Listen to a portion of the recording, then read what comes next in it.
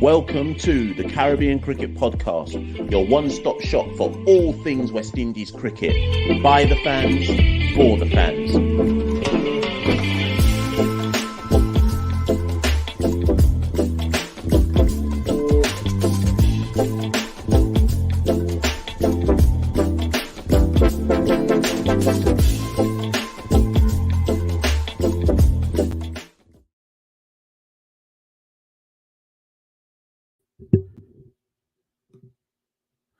Yeah. How you lot mean? Let me put myself full screen. I'm late, you know. Do you know why I'm late? We've already missed one ball. I'm late because I had to go get myself some food. So pardon me whilst I munch in these first few overs. I didn't want to make the same mistake as last time. Nice little delivery there from Jason Holder back in the side today. Bowled 2 balls, none for none so far. He's taken the new ball. Instead of Alzari Joseph. We'll get into the team selection in a minute. But yeah, so I didn't want to make the same mistake as last time where I got 2.5 hours deep into all this and I had nothing to eat. I'm just out here. Mouth is dry. It's crisis stations to me. But I'm back. I'm out here. Got my food. Can you hear all the crackling? Got my Pepsi. Caribbean Cricket Podcast. Sponsored by Pepsi today. Sponsored by KA Sparkling Pineapple. And Shikodawan cuts that through the covers to the boundary. India get going 4 for none after 3 deliveries. Let's see who's in the chat. Let's see who's here for our therapy session. Let me big up some people who are here. Anchal's here. Dinesh is here. Yo is here. Neeks is here. Who else is here? The Boogeyman is here. Big up everyone who's here. So, yeah, let's bring some people into the chat. Is it an 8-hour session today? Possibly. Santokie messaged me earlier on and he was like, he's jumping on today. Let me start my hat. Santokie says he's jumping on with about 1 hour to go in the first innings. And I said to him, so what does that mean? He says he's free for the rest of the evening. So who knows? We may do an 8-hour epic today. Who even knows? I'm not promising it, but you never know. Or it might be a 4-hour. So India's batting this first innings, and then maybe we'll do a cuss out at the end after West Indies lose. So we are 5 balls in. So I've got the iPad on. I'm in my room. It's easier to do this in my room than it is in the living room. But my iPad is on. Sorry, people, let me just check something. I think my iPad's on 27%, so we're going to have to move rooms at some point. So apologies for that. Yes, what's Neek saying? Neek says, I'm in the office. I have to watch the game on my phone. Can't watch the whole stream. Have a good one. Yeah. As long as you stay as long as you can, Neeks. Put your earphones in as well so that the people in the office don't grass you up and say that you're not doing any work. Let me sort out my food. Got some food here, you know. I've got my Peppa Pig yogurts in the fridge, ready for later. Where's my salt and pepper? Did they even salt and pepper me up? Well, you lot thought you came in for the cricket. Where's my salt and pepper? I'm trying to start. Nah, what's this? Nah, they hoodwinked me. No salt and pepper. I might have to leave in a minute to go find my salt and pepper from the kitchen. Anyways, Orange says, good afternoon. Big up, Orin. Boogeyman says, big up. What's the story of the FTP? I haven't heard it. Obviously, I've heard all the rumors about it, but I haven't heard about the finalized one. So I have to go do some follow up on that in a minute. Anyways, it's 4 for none off the first over, by the way. And who's taking the new ball with Jace? It should be Jaden. Yeah, Jaden Seals has taken the new ball with Jason Holder. Yeah, the oval was good yesterday. It was good. Got there about 12 o'clock. Warwick, Surrey were batting. They were 22 for 1 when I turned up. And yeah, I'd spoken to the Surrey media lot, and I was like, listen, they know of the Surrey lot know of us, and that's how we were able to kind of sort out Pollard. Look out for some stuff with Narayan, and it just made sense. Kimar Roach is back in the country, and it just made sense to touch base with him and get a little interview for the people, you know. Ooh, Shubman plays through that one. Was that a slower ball bouncer? Played too early. Goes through to dies on Shea Holt, but he takes it. Was it a slow ball bouncer, or did he just not pick it? Or did it just go a bit too low for him? Anyway, Shea Holt takes that quite low down. No run. But yeah, I enjoyed. Sorry, Orin, to finish off, I enjoyed the Oval. There's about 2,500 people there for the second day of a county match. Obviously, the Oval's in London, and that's probably why it's better attended than other county grounds. But it was, and that's a 4. Well cut from Shubman. And he gets off the mark with a boundary. India are 8 without loss after 1.3 overs. Yeah, no, I really enjoyed it. I had a good time. And obviously, Kimal was really good value. Really, really open, warm. Yeah, so yeah, that was a good day. What's Yo saying? If West Indies wanted to rest a bowler, should it not have been a Keel? Yeah, because the Keel's going to play the whole T20 series. That's true. But if you rest a Keel, who's your second spinner? And so I guess the argument is, did they need to play a second spinner? I just and ideally, if you're dropping a Keel, if they rested, because it wouldn't be dropped. If they rested a Keel, that means you're going to have to bowl Hayden Walsh all 10 of his overs. Is that a risk you want to take in ODI cricket? So there's a lot of questions there that you have to consider. Shubman plays that, and the man comes in off the boundary. He runs through for a single. India are 9 without loss after 1.4 overs. Yeah, so yeah, in an ideal world, you rest a Keel, but it's just not possible. I think there's a lot of questions that are going to have to be asked and sorted out with regards to the ODI selection for when New Zealand are pretty much already here, or they're on their way, but they're going to have to look at this ODI team quite carefully because a couple of people are going to have to hold a drop going forward. Demo's with us. Big up Demo. Big up Fireball. What's Boogeyman saying? Just wish you could have played Hetty in this match. Considering his ODI record. Yeah, I think, listen, from what I'm hearing, Hetty passed the fitness test, but by the barest of margins. So my thing is this. If Hetty's only just passed the fitness test, you might as well save him for T20s. You think his body's going to get him through ODIs if he's just squeaking through the fitness test? So let's let him play some T20s versus India.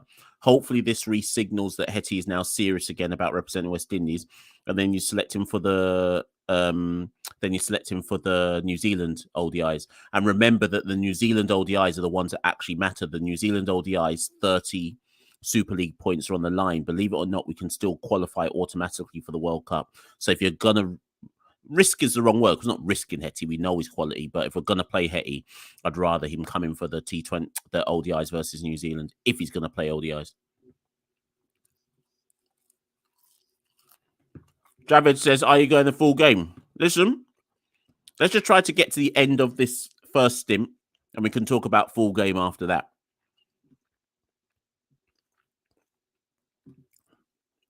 Hopefully the Barbados pitch will be nothing like the ones we have versus Australia last year. We're going to get railroaded. Yeah, it'll be very interesting. I'm more intrigued to see what the pitches are going to be like at Sabina.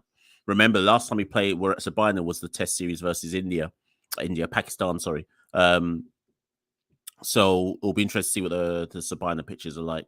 I'm trying to remember who's got what. Does Jamaica, I think, who's got the T20s? I'm just out here just eating my chips. Who's got the T20s? Is it us? Is it, by us, I mean Jamaica? Have we got the T20s or have we got the ODIs? Who can remember? And which one? Obviously, Barbados have got whatever we don't have. Yeah, for real, Javid. You want me to cover this whole match and die? I cannot come and die for the Caribbean Cricket Podcast faithful, you know. I cannot come and die. Not live on the air. Big up Casey Carty, who's currently on the screen. Got his obligatory one game in an ODI series. Let's hope he can make it count. I've been impressed every time I've seen him play, you know. Cool, measured head on the young man's shoulders.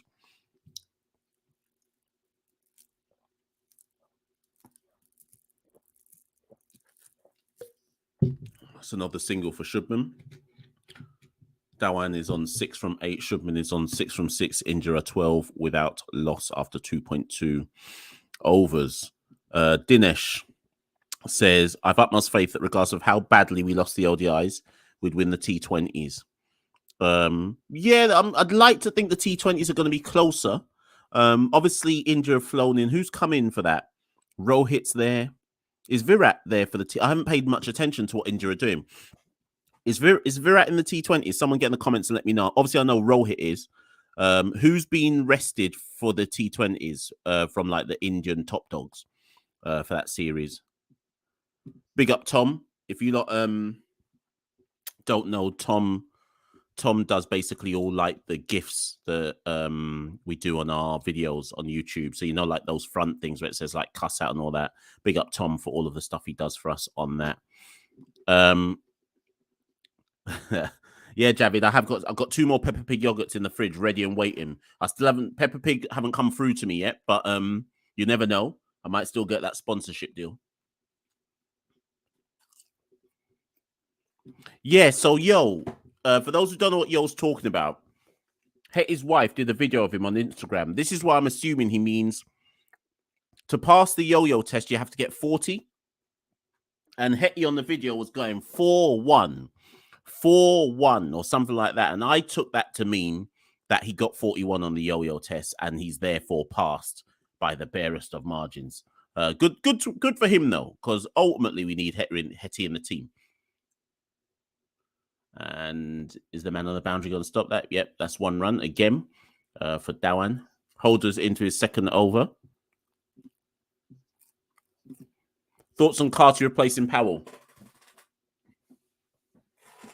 If you watch my cuss out that I did, you can go back on the YouTube channel and watch it. If you watch the cuss out I did after the 2nd ODI, I said that Carty has to come in for King or for Powell. So I'm not bothered. One of them had to be dropped. I couldn't care less which one it was going to be. So I've got no issue. Obviously, the issue with leaving Brandon in and not Powell is that you're losing Powell's ability to possibly hit 6s at the end. But given Powell hasn't been doing that anyway, what are you actually losing? And at the end of the day, Brandon got a 50 in the first ODI. So if you're going to drop him on performance, it has to be Rovman who goes rather than Brandon. And someone had said, I don't know if it was in the last match or if it's been since the match, that if Rovman's not going to bowl, then he's not bringing anything to the team. Obviously, he had a side strain. He picked up a side strain in that Bangladesh series, which is probably why he's not bowling. So Rovman wasn't protecting his place or keeping his place as a result of his 2nd suits. There's no current justification for Rovman to be in the team. So I've got no issue with him being dropped. Big up Rising Bowler. Met Rising Bowler yesterday at the Oval. Got a shirt signed for him by Kimar Roach. Big up Rising Bowler. If you're ever anywhere, particularly obviously if you're in London, if you're ever anywhere in London and you know I'm going to be there, shout me, man. Shout me. I'm exactly how I come across on these YouTube things. I'm no different in real life. So shout me and let's reason, you know. So big up Rising Bowler. Great to meet you yesterday. Yeah, I agree with Demo. Hit the like button because as Demo knows, I always forget to or never say like and subscribe to the Caribbean Cricket Podcast and all of that. Always forget to do that. So hit up the like button, people. You see that 4.5 hour live that I did or watch along that I did for the 2nd ODI. I went back and looked at it today to see hold on a minute, what's this? I went back, sorry people, 1 second. I went back and looked at it today to see, well, how many people are watched it. It said there was 3,500 streams or views of that watch along. And big up you lot for doing that, right? 60 likes. Nah, you lot diss me up. 3,500 views, 60 likes. Hit the like button, innit? Dissed me, man. So yeah, hit the like button, hit the subscribe button. And if you want to do one of those super chat things as a form of donation, be my guest. Oren, where do you think the best pitches in the Caribbean are? Good question. Good question.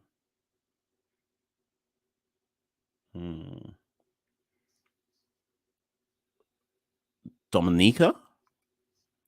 They get so little cricket. I mean, the cricket that was played in Dominica was good, was it not? Shubman flashes a wide one there from Seals. doesn't catch the nick, but that's a risky shot. India are 14 without loss after 3.3 overs. I need to move this iPad closer to me. 1 second. See how much energy I've got in this iPad.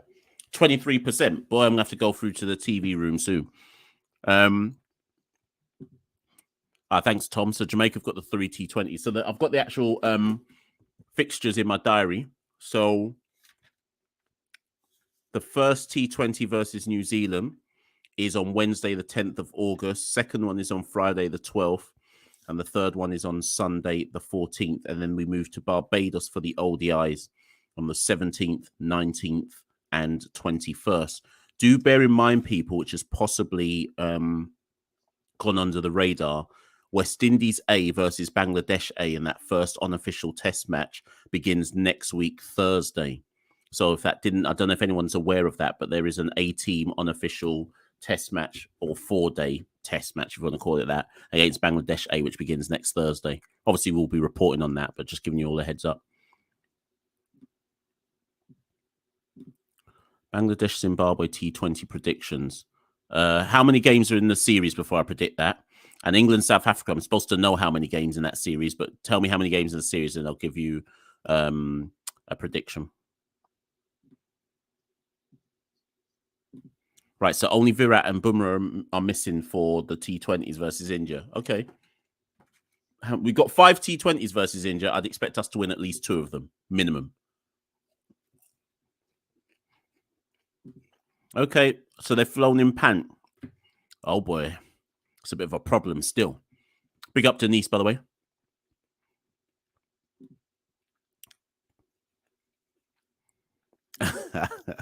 Yes, Fireball. Teams decided for the 60. Yes and no, because so basically, I need to probably speak to the organizers. 85% of the teams for the 60 will come from the present CPL squads. The only players who won't be there for the 60 will be the ones who are involved in other tournaments like the 100. So they might miss the start of the 60 or miss the 60. So I haven't heard yet who those local, and there'll be local players, who the local replacement players will be for the franchises. As soon as I know, I'll let you know.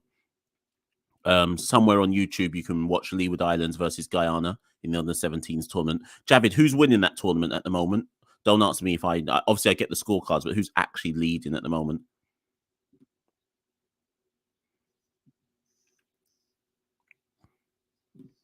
Thomas feels like Rovman's bowling has almost disappeared. Remember when he was touted as the next Andre Russell? Yeah, his batting's come on. Bowling, he barely bowls, does he? Do you know what happened? What I think happened with Rovman is that when Pollard retired, because remember, Pollard retired without anyone seeing it coming.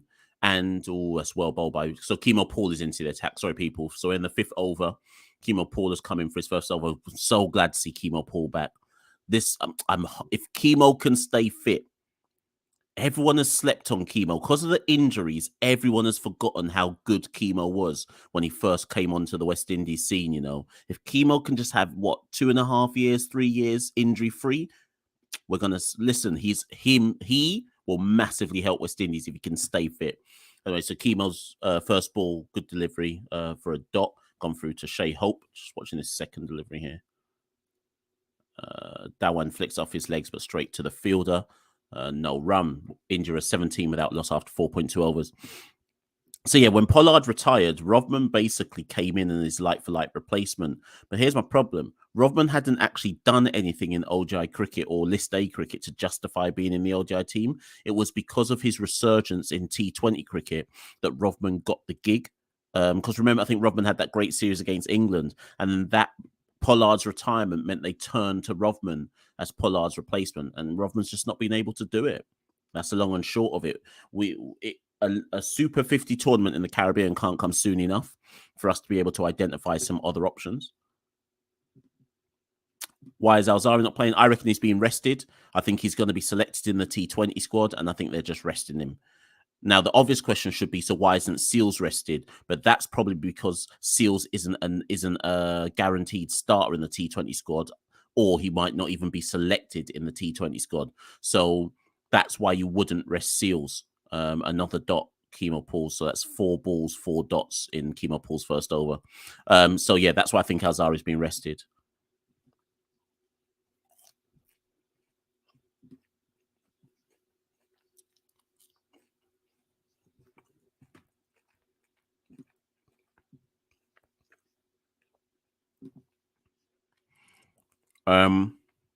You want a hoodie? Yeah, I'm wearing one. Big up my hoodie. Let me stand up. Big up my hoodie. Yeah. But yeah, if you want one, yeah, where are they? In fact, they're in a bag right there. Let me XL still in stock. 1 second. You lot just look at my room for a sec.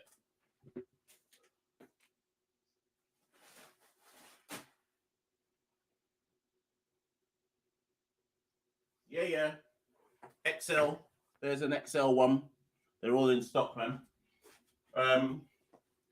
So yeah, if you want an XL, drop me a message. Drop me a message on Instagram, or Twitter, or whatever it might be.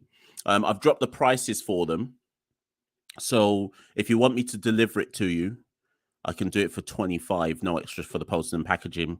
Or if you're coming to a game anytime soon and you know I'm going to be there, I can just give it to you and I'll take £5 off it. So 20. Just let me know though. So yeah, jump in the messages and let me know and I'll sort you. Fireball. Caught me with the England women. They look scary. What are we talking about? Cricket or football?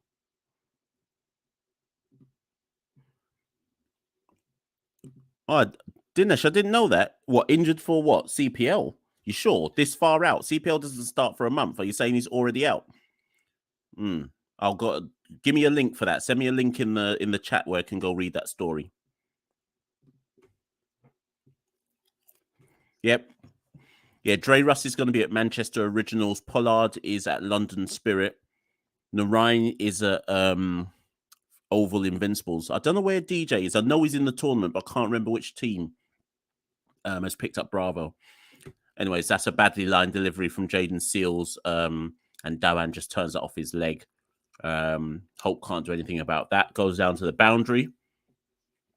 And India are 21 without loss after 5.1 overs.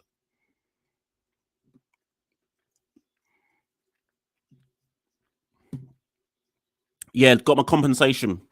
The solicitors. I hired one of those no win, no fee solicitors. Got an email back from the solicitors yesterday because Lufthansa said they weren't going to pay for messing me up. So the solicitors emailed me about 3 weeks ago saying the next stage is that we summons them to come to court. I said summon their bum anyway. So they summons them. Next thing I know, email came from Lufthansa yesterday saying we're going to pay you your money. So yeah, finally after 3.5 months, Lufthansa have agreed to pay me my compensation for stopping me going yard. So all's well that ends well.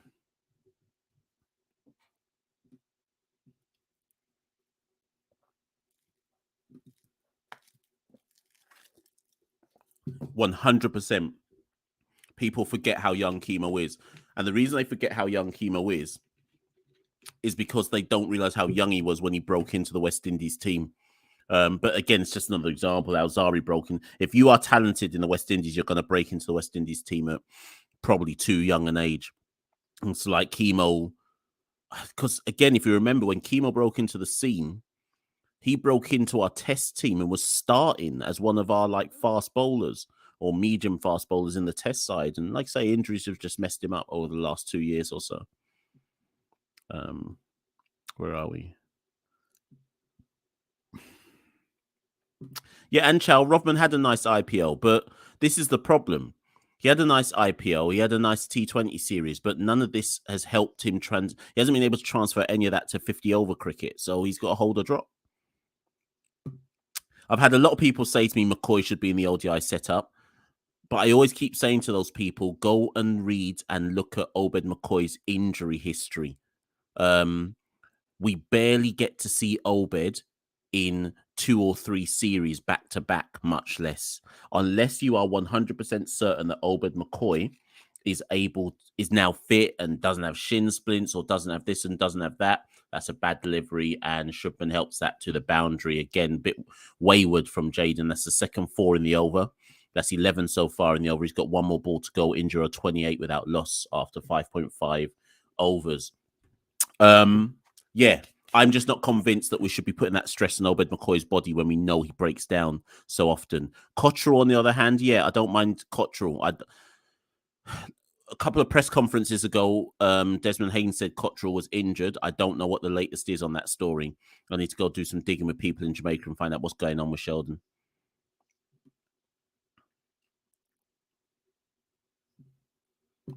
Yeah, I have got T-shirts, but they're all sold out. So as soon as I finish selling all these hoodies, there's 5 more to sell. As soon as they're all gone, I'm going to do another run of T-shirts. I want to do a run of CCP floppy hats as well, but I'll probably do T-shirts because a lot of people have been asking me for T-shirts.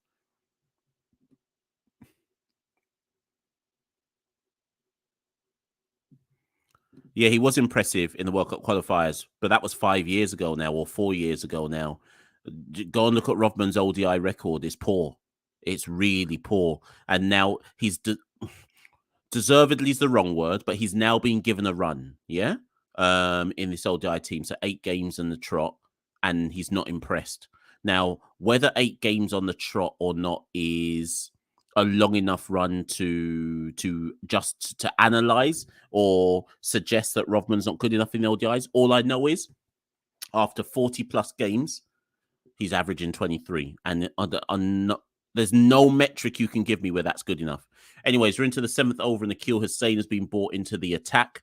Keel's had a few bad series in a row now, you know. Maybe he needs a bit of a rest. Not a drop, a bit of a rest. Whoever alluded to it earlier on. Was it Yo?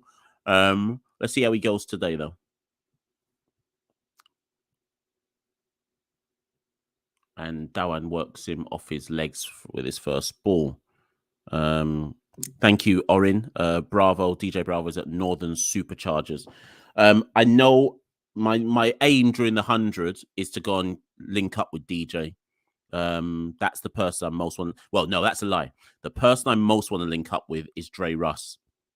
I think that will be difficult. I think Dre will be reluctant to talk to me. But that's the person I want to link most with. So I'll see what I can do with regards to Dre. Even if I have to go and pull up on Old Trafford to find him, I'm going to have to link up with Dre.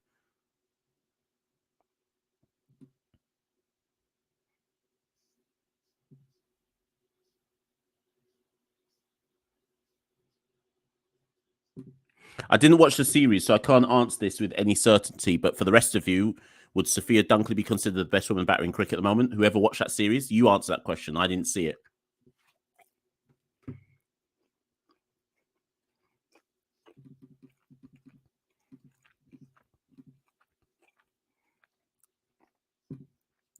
Well, I hope someone can have a positive impact on Hetmeyer. Boy.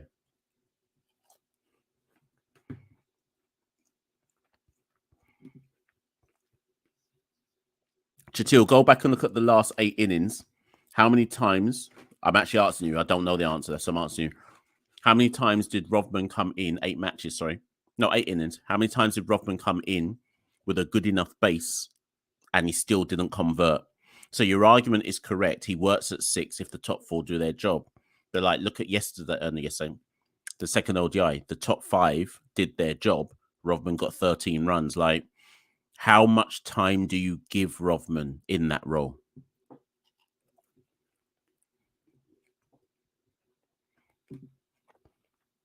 Other options?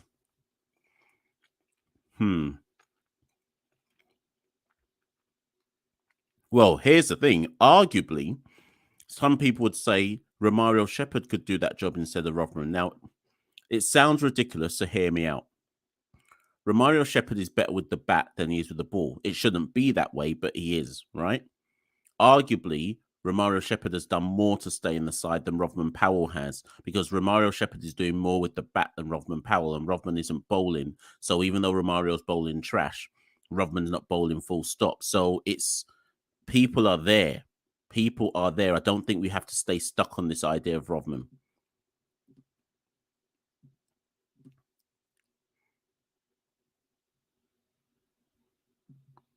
And Tadram, you're right. That's why I asked Chatil to go and pull the stats. Me, by the way, it's 31. You lot got me so much in the chat. I'm not even looking at the cricket. It's 31 without loss after 7 overs. I didn't even see how much Akil went for in that first over. Let me just go and check, people. How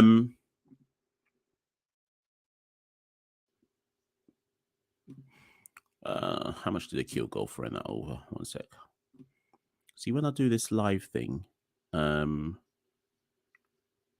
people message me on Twitter like I'm going to now reply on Twitter. I'm not even there.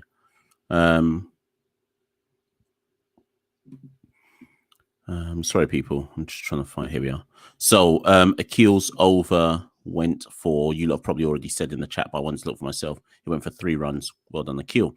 And Kimo Paul will now bowl his second over. Anyways, back to your point, Tadram. Yes, that's why I said to Chatil, go and pull the figures of how many times he came in when there was a platform for him to build off. But then my thing is this. It's not good enough for us to just say, oh, Rovman's there as a finisher only. At the end of the day, you're a number 6 batter. Like, it's well played by Dewan. That's good stroke. And he takes Paul through the boundaries, through the covers for a boundary, and he moves on to 20 off 26 balls, injured 35 without loss. You should be expected as a number 6 batter to accept that you're going to come in different scenarios. And if we're just saying, it's not fair on Rovman because he's there as a finisher, no, you have to have a range of strokes to adapt to situations. That's why the other person we could put there is Jason Holder. Jason Holder's not a power hitter, but at least I would trust Jason Holder to play situations better than Rovman. So you have to kind of weigh these things up. West Indies aren't a good enough side to just say, this person at number 6 is purely there as a power hitter. No, you're going to have to accept that if you're number 6 in the West Indies, be prepared. Oh, sugar, who's this? Sorry. Who is this? Frank Lucas. Shit, how do I find Frank? Frank, I'm finding you. 1 second. Here we go. Be prepared that you're going to have to play in situations that are different to what you expect. Sorry, Frank to the super chat. Sorry, people. So I had to scroll down to it because that's the whole point of super chat. And big up Frank for contributing to Carrying Cricket Podcast. Thank you for these lives. And sorry, I didn't even realize that's what you're saying. Thank you for these lives and that West Indies fans have played chat about the game. Yeah, big up Frank. Big up. The thing is, West Indies cricket do actually do spaces as well. Not spaces, but like YouTube lives where you can actually watch the match. Like the domestic cricket, for example, West Indies cricket do these things. But what I found with the West Indies cricket one and anybody else who goes on them, there's too much spam in them. And actually, too many people are in them just chatting enough foolishness. The reason why I've liked doing these, all 2 of them, is because I respect the fact that everyone in here is actually trying to talk proper cricket. No one's coming in with some madness ideas. And even if I think your idea is madness, at least you're articulating it in a way that leads to healthy discussion and debate, etc. So I like these because it's not about, none of this is about, what's Mash got to say about it. Ultimately, I'd like to think we're all just chatting amongst each other, whether in the chat or in amongst this, with regards to the cricket. Like as Javid says, the bots kill it. So if you've ever been on the West Indies one, every like 3 or 4 people, there's something saying under 21 sex, come see this, and then like tongue out emoji, the wet face emoji. You lot know what I'm talking about. You lot know what I'm talking about if you've been on those chats. It's long. So yeah. Anyways, let me scroll back up because there were loads of people who were saying some stuff and I think I missed it. Where was I last at? Was Tadram. Was it Chatil or Tadram? All right, so let's go. Right, Lou. Is it Andrew or is it Luce? Anyways, we've got something coming with Narayan. I'm not allowed to say too much about it, but something is coming with Narayan. It should be out in the next, hopefully within the next month. So look out for that. Something is coming. And it's very, very good. Very good.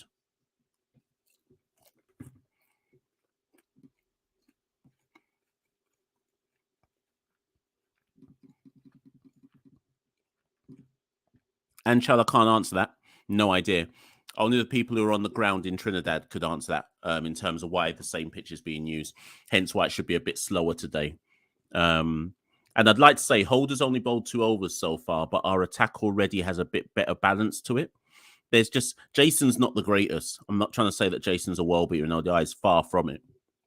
But you at least know that Jason's experience allows him to bowl to situations. You at least know he's going to be thinking about what he's doing rather than just bowling trash after trash. 007, they haven't dropped Joseph.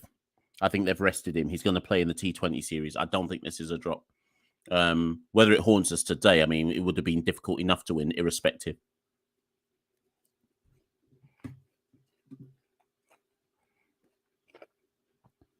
Yeah, so Tom, good question. I'll tell you, one sec. Let me get out my West Indies fixture diary. We have 1, 2, 3. We've got 3 West Indies A versus Bangladesh A ODIs on Tuesday, the 16th of August, Thursday, the 18th of August, and Saturday, the 20th of August. So there are 3 ODIs scheduled, A-team ODIs. So I think a lot of people should pay very close attention to who is selected in those A-team ODI squads, because that will tell you who West Indies consider the next set of players who can challenge for our ODI side. So yeah, that's why I plan to pay very close attention to that A-team tour.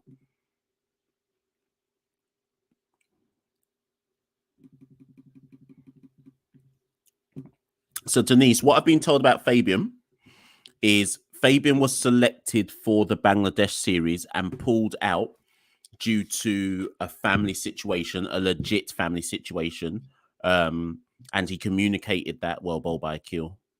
Shubman didn't know what to do with that one, to be honest. He kind of defends that awkwardly back down the track. By the way, India 37. Oh, Akil's bowled 5 dots in a row here. Sorry, let me just see how this over finishes.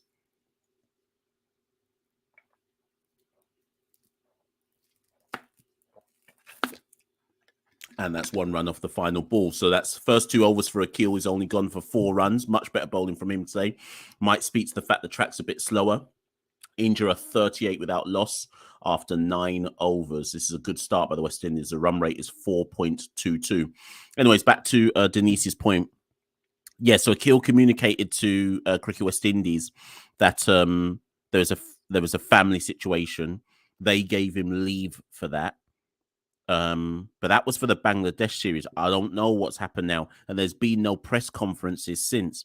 So I can't even answer the question at a press conference to say, where's Fabian Allen? And now the problem as well for Fabian is this. He's a left-arm spinner, right?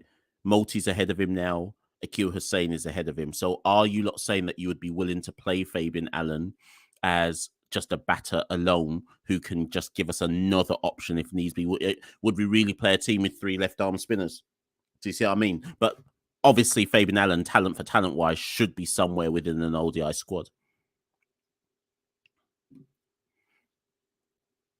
Yeah, so Orin, I kind of see your point there. I think if we're going to play people like Rovman, use them up the order, because West Indies aren't good enough to only justify him as a finisher at the back end. Because you have to, for a team that rarely reaches 300, how many times and situations is Rovman Powell going to have the chance to be a finisher in the back end? So to me, it's irrelevant if that's the role we're using him for. Yeah, Chatil, I've got nothing against Rovman being selected for the New Zealand series. But that's what I'm saying. How long until you say, now we're done? So he's had Pakistan, Bangladesh, and now 2 games versus India. There's another 3 games coming up versus New Zealand. At which point do you look at it and go, this isn't working? But Orin, that's why Orin's point is a good point. Maybe we shouldn't be... Has that gone to the boundary? No, it hasn't. Maybe we shouldn't be pigeonholing him as a finisher and actually teach him that he's got to back up the order. Similar to what we've done now with T20s. With T20s, we've told him he's got to come in at number 4. Like, I don't like pigeonholing Rovman as just a finisher kind of guy. Learn to construct an innings. He's not seen as a finisher when he bats for Jamaica. Demo's saying that the sex spammers will soon come to this. You lot let me know when they come. Fire for them. So let me know, and I'll have to deal with that moderating thing. Okay, Test cricket. When's our next test? Oh, not for a long time. Australia. Depending on what happens with John Campbell and his doping case, it may be that Tage gets called up to the test side regardless. But if John gets away with it and he's found not guilty, then Tage will have to play in the A team. I expect Tage to be called up for the A team games versus Bangladesh. Let's see how he does in those games, and then we'll go from there.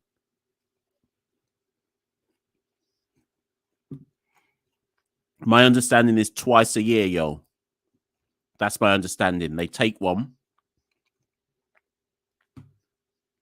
They take one January and July. That's my understanding. That may have changed, but that's what I've been led to believe. Kemo Paul has come back for his third over and 4 singles off it so far. Again, this is really steady type bowling thus far by the West Indies. India 42 without loss after 9.4 overs. Yeah, Terrell Narain talk. Yeah, trust me, boy. I can't even say too much. We're not allowed to say too much, but it's coming. It's coming. JViz. Every year it's the Jason Mohammed. Sorry. Another single. Can he cut the cut off at the boundary and another single? Or is that no? They've run 2 there actually. It's good running from Shubman. Every year it's the Jason Mohammed, Dan Bravos, Jonathan Carter's, Devon Thomas who dominate regional cricket. That's my point, Jay. This is why when people call names, where did I say this? Was this on Twitter or was this in a group chat? I think it was in a group chat, right? So after we lost to Bangladesh, I was in this group chat and all these people just calling names. And I kept saying to them this exact point. Rather than just calling a set of random names, everyone should be concerned that every year in Super 50 or regional cricket, the same names dominate the stats. And that should be more of a concern than saying things like, let's call Jermaine Blackwood into the ODI squad. The bigger issue should be things like, so with the first class season that just ended, right? The 5 top run scorers in the first class season, Craig Brathwaite was number 1, which should be correct because he's our best batter in the region. My concern was 2 of the other 4 players were John Campbell and Kieran Powell. Both of them have been tried at the test level. Both of them have failed to differing degrees, yeah? But that's, I think, who was above who? Powell might have been 4th and Campbell 5, or was it 3 and 4 or something like that? So who's coming through? Who's really coming through? So when people call names, I just think people are just trying to pull a rabbit out of a hat because really and truly there ain't no one to call. Because if you go based on who's actually performing, you end up with the same names. It's mad. Anyways, end of the first power play, India 45 without loss. Shikhar Dhawan is on 22 not out of 32 balls, and Shubman Gill is on 22 not out of 35 balls. Yep, yo, correct. Jason Holder's stats over the last 3 years in ODI cricket have been terrible. But such is the state of play in our ODI side that he's allowed to be in it and be terrible.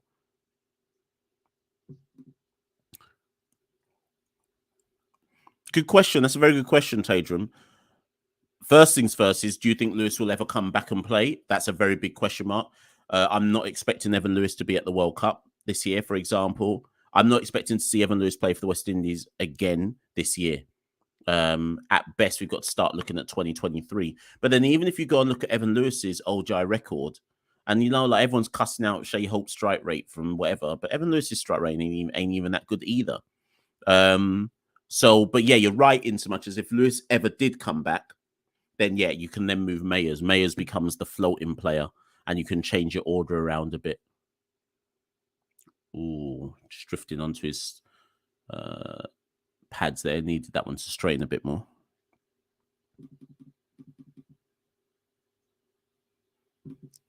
Yeah, I think they'll Javid. I think they'll show under 19. I think they almost have to.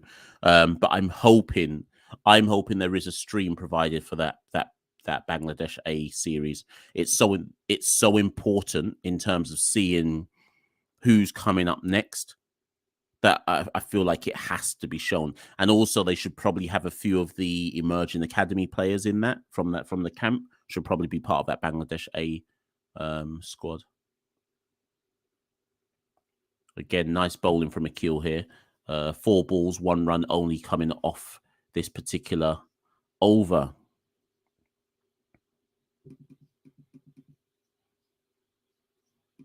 Right. 007 posts his ideal ODI 11. Hetmeyer at 6. So Paul Joseph. I don't like that team. Because with that team, just look at the bowling attack for a minute. So who... Okay, so you're going to have Mayers as your 6th bowler. You're asking, Jason, who's taking wickets in that attack? That's all I want you to answer for me. Who's your wicket takers? Beyond Alzari Joseph, who do you trust to take lots of wickets in that ODI attack? That's all I'm saying. Javid gives us an under-17 update. Leeward Islands are 58 without loss. Palmer, 41 off 35. Thank you, Javid. Yes, Leah, big up yourself. How you doing?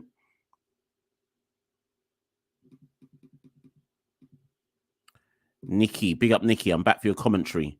How do you think the changes are working for West Indies this match? So far, so good. I think we've bowled well. It's a much slower pitch. I wonder if that's why India have chosen to bat first, because they can exploit it when we come on to bat, possibly. But West Indies, I think, have bowled tightly thus far. 47 without loss after 11 overs. Yeah. All good so thus far, I would say.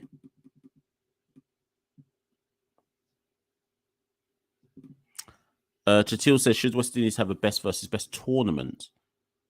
What type of tournament, though? Jason Holder's back into the attack, people, to bowl his... Jason Holder's taken 146 wickets at an average of 37. If I talk. A best versus best tournament. How do you envisage a best versus best tournament? And Jason's first ball is taken for 6. That's the first 6 of the innings. Oh, no, it's a 4. 1 bounce 4. I thought I'd gone straight. Dhawan strikes him for a 4 to move on to 27 of 35 balls. Sorry, let me see how much energy is left on my iPad, people. What's it saying? 11%. Boy, I better move out of this room soon. Anchal says New Zealand are 90 for 1 after 10 overs against Scotland. What type of game is that? Is that T20s?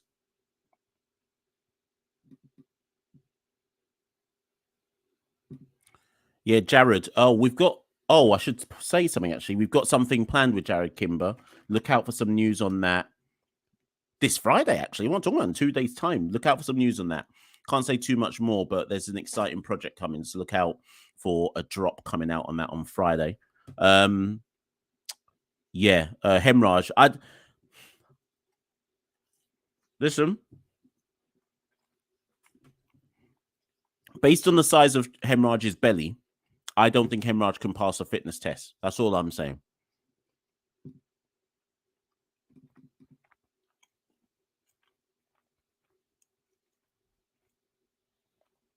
And Dhawan cuts Holder's 3rd ball of the over for another 4. He moves on to 31, not out of 37. It's an expensive over so far from Jason. 8 off it after 3 balls.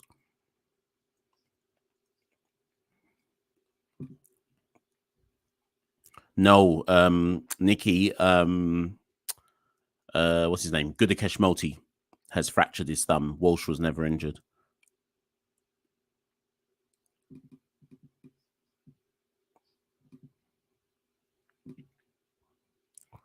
Yeah,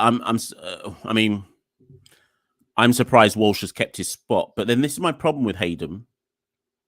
If they're going to keep Hayden in the squad, let him bowl his overs. Part of the reason for the failure to close out the game on Wednesday, don't get me wrong, this is going to sound a bit techie, what I'm going to say. No run off Holder's 4th delivery, injury 55 without loss. Hayden only bowled 3 overs in that match. Mayer's only bowled 7.4. Obviously, he had to come on at the death. I think Pooran got his rotation and utilization of his bowlers wrong. I'm not saying Hayden would have bowled well, but he only bowled 3. And then when Pooran got to the last 10, he gave Akil 2 and he gave Shepherd 2. He should never have put himself in that situation when he knew that both of them hadn't been bowling that well.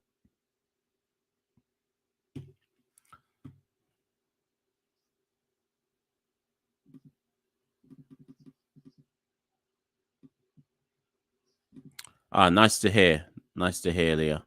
By all accounts, England completely dominated that series.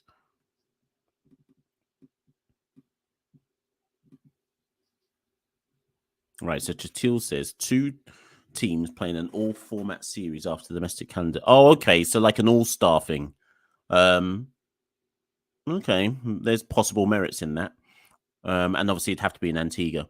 Anyways, good comeback from Holder. After going for 8 runs off his first 3 balls, he responds with 3 dots. And Indra 55 without loss after 12 overs. Orin, so the fitness test issue. So this is the thing.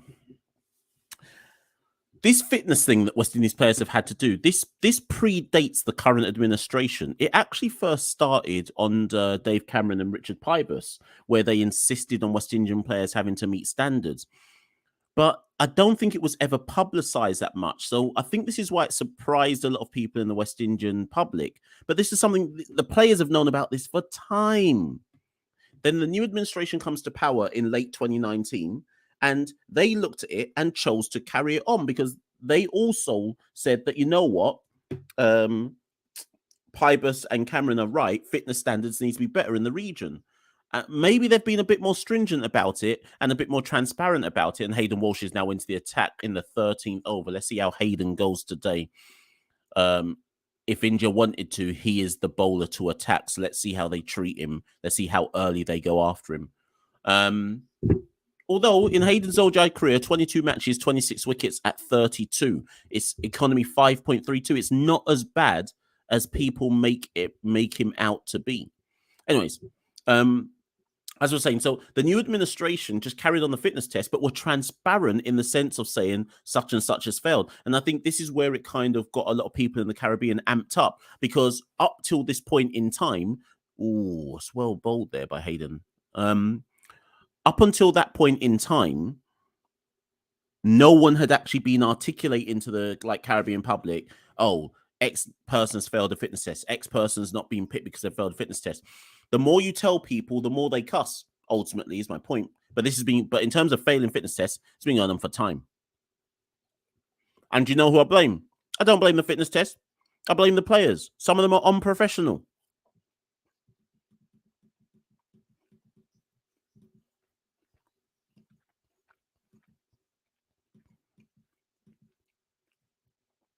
Yes, 007, I'd call up Yannick Correa. All the time I hear people say, call up John Campbell, call up, what's his name? Jermaine Blackwood for ODI team. I'm surprised nobody's mentioned Correa. I think he should get a shot. I expect to see his name mentioned in the A-team series versus Bangladesh.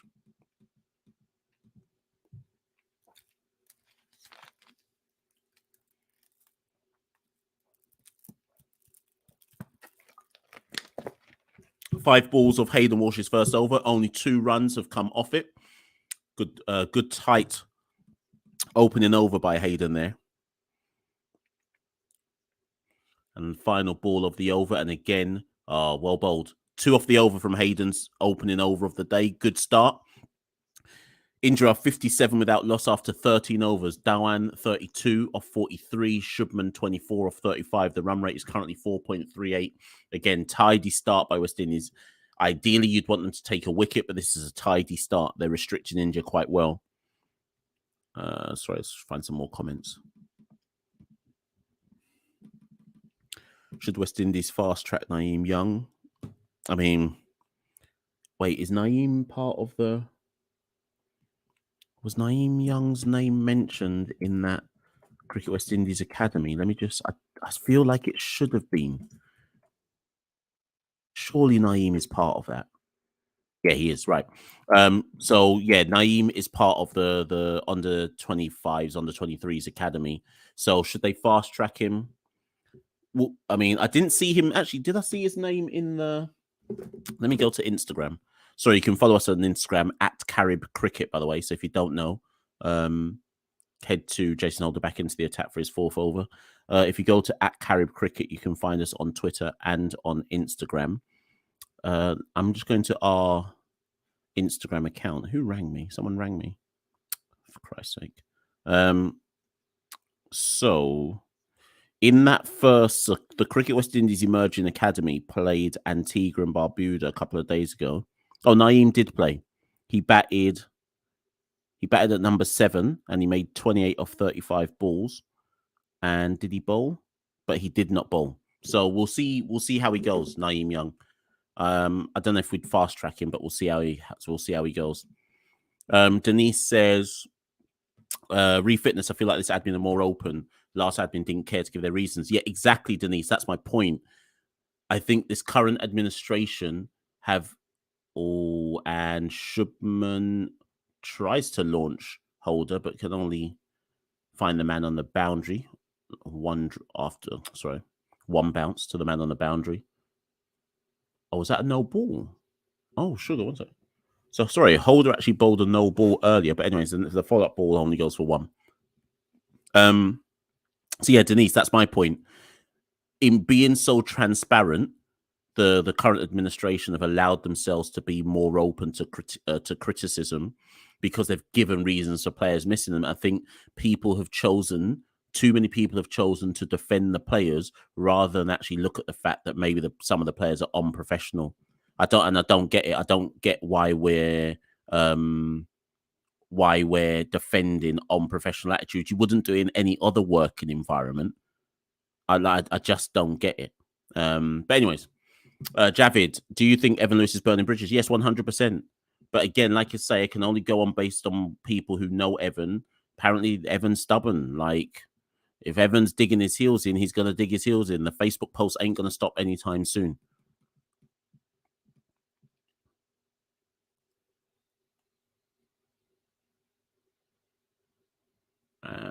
Good bowling for no. Field can't cut it off. It goes for 1 run. And who took that? Was that Dowan? No, yeah, Dowan. Yeah, moves on to 34, not out. So Jason Holder's 4th over has been no ball 1.1. He's gone for 20 runs so far off 3.3 overs. Sorry, what's the next comment?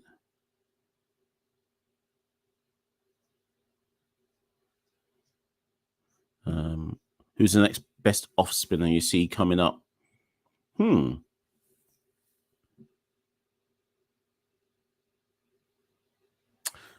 feel like Ashmead Ned should have progressed better than he has thus far.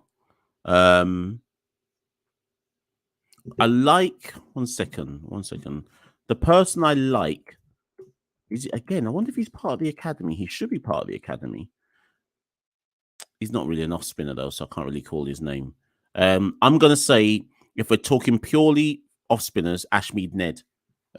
Is Kevin Sinclair an off spinner? I feel like both those two Guyanese should have improved better than they have done thus far, but they're young. Vishal Singh should have been given a chance. He got a chance earlier in his career, didn't he? Didn't he play like 3 or 4 test matches for West Indies? Unless you're saying he should be given another chance.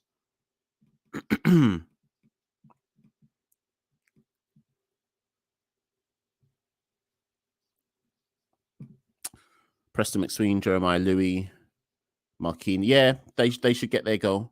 They should get their goal. I've got nothing against that. Who else might? Akeem Jordan might get a goal from Barbados as well. So look out for his name as well.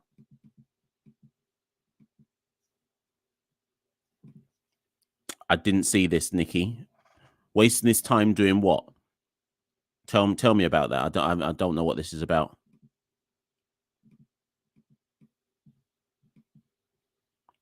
Sorry, thank you, Ariana. As soon as I said it, I was like, I swear I've got something wrong about Ned here. So either I mixed him up with Kevin Sinclair. I'd not mix him up as in look the same.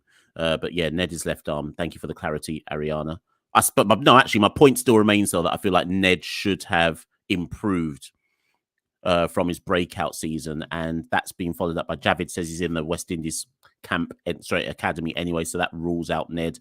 Plus the fact he's left arm anyway. Thank you for the clarity there, Ned. So I'm gonna pivot to Kevin Sinclair,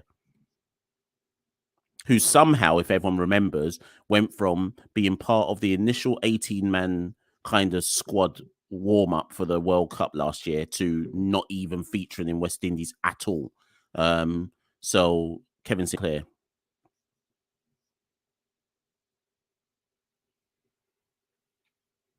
and they've finally gone after Walsh. I thought this would come.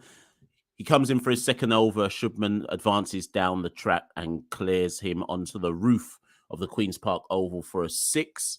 India moved to 70 without loss after 14.2 overs. Yeah, this makes sense. Walsh dragged it down. I mean, I would at least have poked that for 1. Shubman Gill takes it for 6.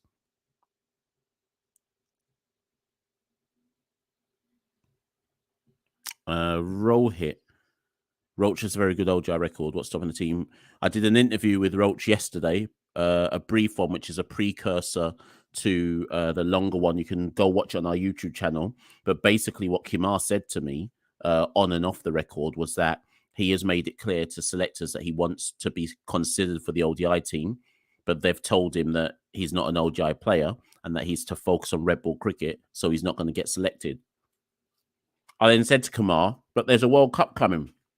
He said, I've been told I'm not needed, so therefore I'm not needed. Make of that what you will. They've had to get a new ball because Shubman 6 has disappeared. 007. What's Kofi James done for Leeward Islands? How can he jump straight from doing stuff for Antigua to jump straight into West Indies team?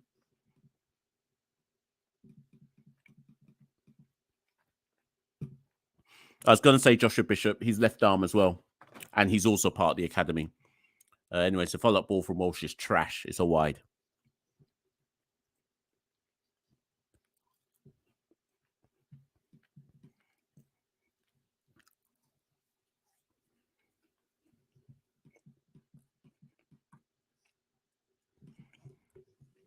Any update on O'Shane Thomas? This CPL is his last chance as far as I'm concerned before I start completely writing him off. Better ball from Walsh. Oh, my God. Did they run on the overthrow? No. They could have done, though. Anyways, a single. Oh, sugar. One sec. People, I'm going to take myself off the screen. My iPad's about to die. I need to charge it. So I'm going to move into the TV room. So I'm going to come off screen for a bit whilst I set everything up in that room. Bear with me.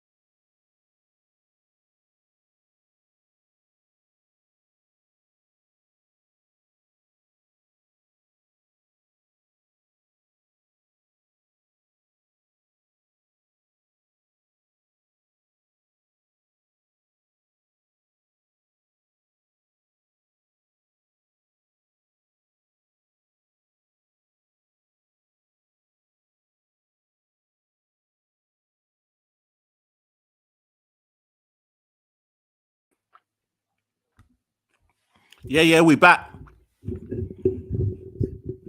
Imagine going to the TV room. TV weren't even on.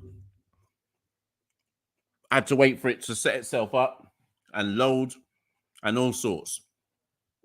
So 16 overs gone, and India are 84 without loss. Mayers just bowled an over and went for 8 runs. We're back. Yeah. Let me just update this. Boy, India are going to make over 300. That much is already clear.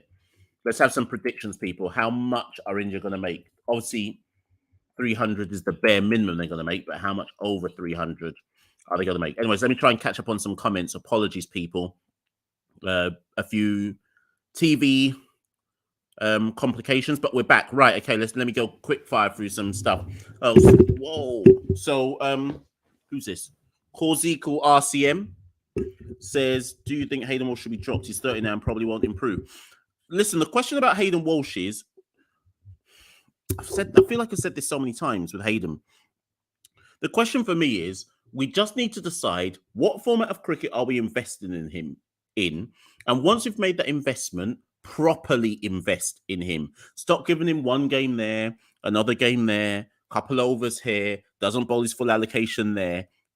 With a leg spinner, in whatever country, whatever team, you have to trust the leg spinner. We've never fully trusted Hayden Walsh, and that to me doesn't help him. So it's, if you're saying dropped, are you saying dropped from a particular format?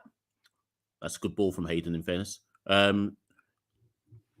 3 balls of his third over. He's gone 1 ... He's 0 for 16 off 2.3 overs.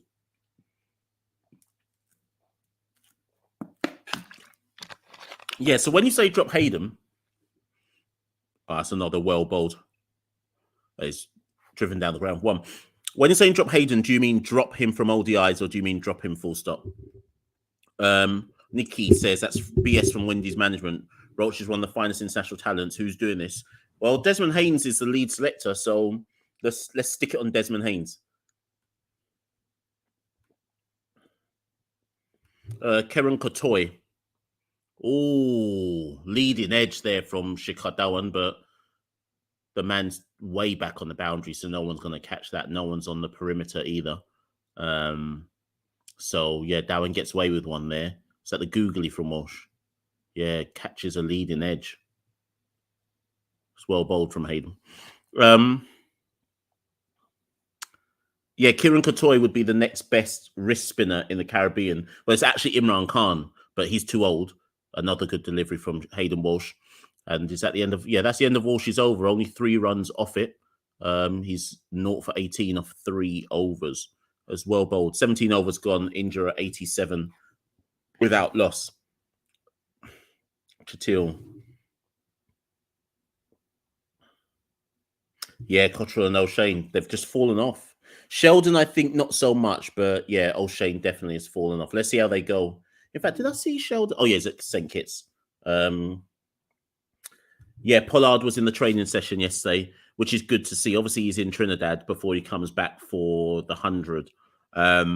It's good to see that they're still involving him in and around the squad.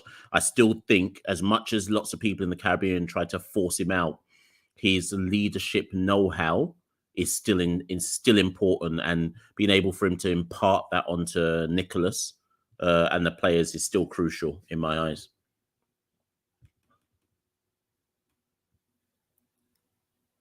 Okay, so 007 says Karaya for Walsh Jr. I don't think that's going to happen in anytime soon, but I hear you still. Mr. Bailey, Leon, we spoke about Fabian earlier on. Last I heard, it was a family situation, but I don't know if anything's changed on that front. The thing with Fabian is he then signed up for the Lanka Premier League, which of course is currently on hiatus due to the political situation and economic situation in Sri Lanka. So I don't know the full story anymore with Fabian.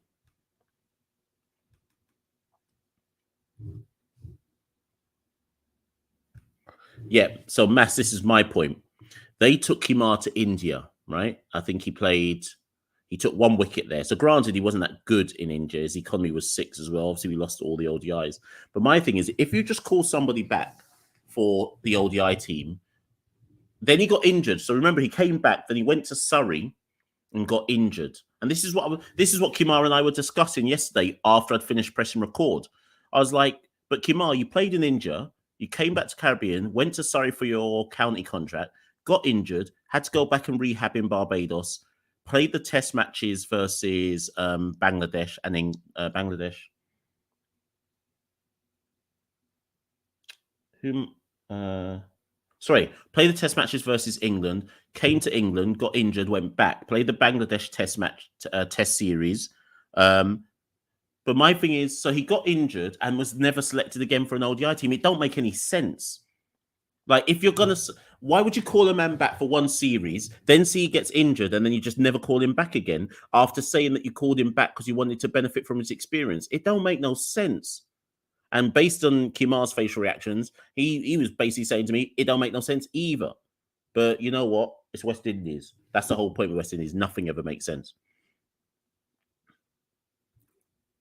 Yeah, Rohit, I agree with you. I don't think Fabian's a bowler or a batter in ODIs. Obviously, he can do both skill sets, but I'm not convinced he does either one to a consistent level. And my issue is this. I think he does the bowling better than he does his batting, right?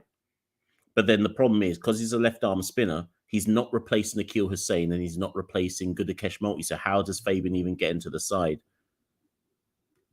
Yeah, Demo, I saw this, you know. I couldn't believe when I clicked on a CPL minor league cricket game, and saw Bishu in there. I was like, huh? Bishu must be like 37 now.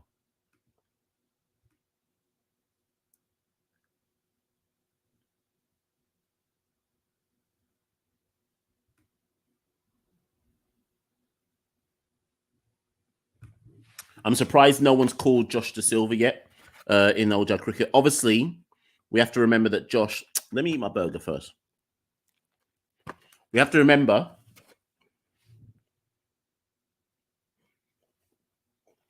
Sorry, if you're wondering what's going on in the cricket, it's a drinks break.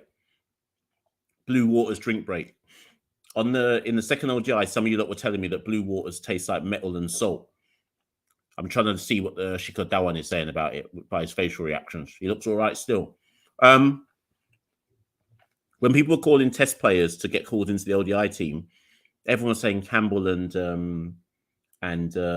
Blackwood. I was surprised no one said De Silva. If you're looking at somebody kind of batting time and so on and so forth. Sheldon, I think they're doing it because of the ODIs. Sorry, the T20s, but I could be wrong. As Demo says, people continue to hit the like button and subscribe, because you know that I'm going to forget to tell you to do it. So do it because Demo says it. Like and subscribe helps grow the podcast. Please do so. If you're live in here and you haven't done it yet, press the like button, press the subscribe button, etc., etc.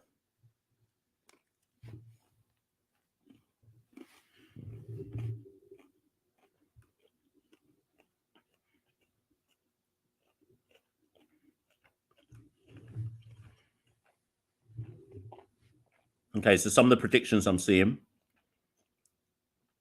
330, 327. Any more predictions, people, about how much injury are going to get? Yeah, Yorkshire dropped him for the final county championship game. Kimar says that Shannon's still working on his fitness, so I took that to mean that he doesn't think Shannon is done. But boy, what cricket after this Yorkshire stint now? What cricket is Shannon going to play between now and the Australia tour? We're only in July. The Australia tour is in November. So what cricket is Shannon going to play in August, September, November, and then we go to Australia? So 3 months of just no cricket. Obviously, he can play local cricket in Trinidad, but is that really going to help him find his form and his fitness? Kimo pulls back into the attack, by the way. Injury at 87 without loss. After 17.2 overs, the run rate is 5.02.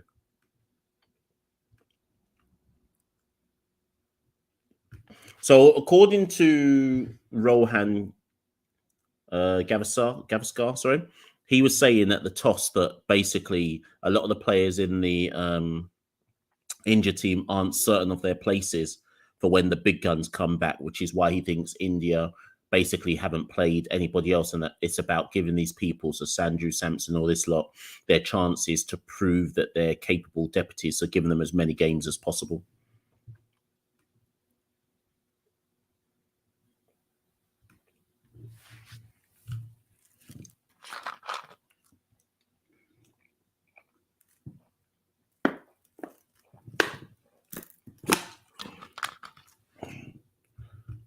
Leah, I couldn't possibly. Hi, Ashok. Good to see you. Thank you for coming on the live. Oh, Paul traps that one on the crease. Way too high, going down leg, but traps him on the crease all the same. Dhawan and Shubman are in. I mean, Dhawan's what? 48 of 61. Shubman's 36 of 46. Wait, did he just go for the review? No, surely not. Surely he didn't. No, wait, what? Oh my God, he's got... So sorry, people. So I just said to you, I watched it. I just assumed it was a nothing ball, too high, going down leg. But Puran's taking the review. This must be a desperation review. Oh, hold on. It's not... it's still going down leg. It wasn't as high as I thought it was. There is no way on earth that's out. Only if we get a Joel Wilson teeth out can this be out. Come on, Joel. What can you do for us? Can a Joel Wilson teeth out decision save us?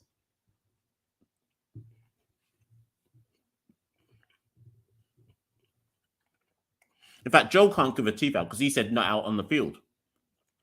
Yes, review loss. That was a ridiculous review. Absolutely ridiculous.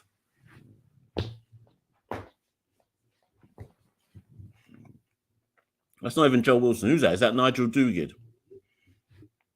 Puran must have just said, boy, let's just try a little thing, because that was ridiculous.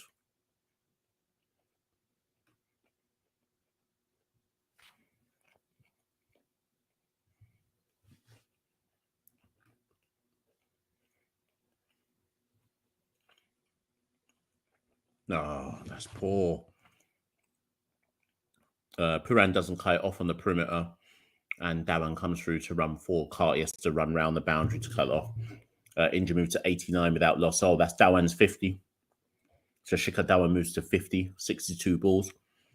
Inja 89 without loss after 17.5 overs.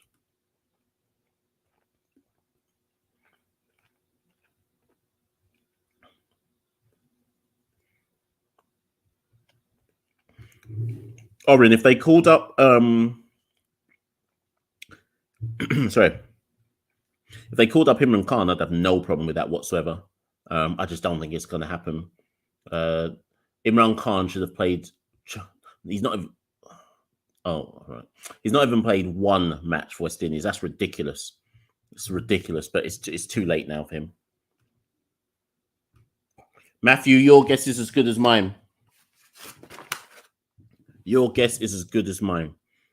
It'll be fitness, undoubtedly, but there's so many players throughout the Caribbean. For every island, you can probably find a player like O'Shane Thomas, where you have to ask questions like, is it a fitness thing? Why is nobody working with him? Who's mentoring these players, etc., etc. Yeah, I don't know what to say to you about O'Shane. What I do know is he ain't going to play no first-class cricket.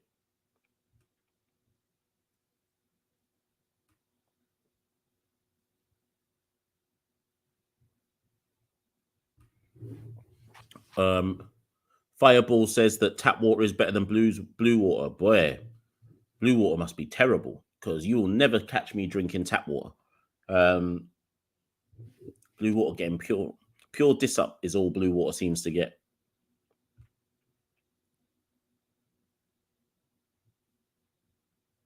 Yeah, Mass, it's going to be very, very interesting. So when this A team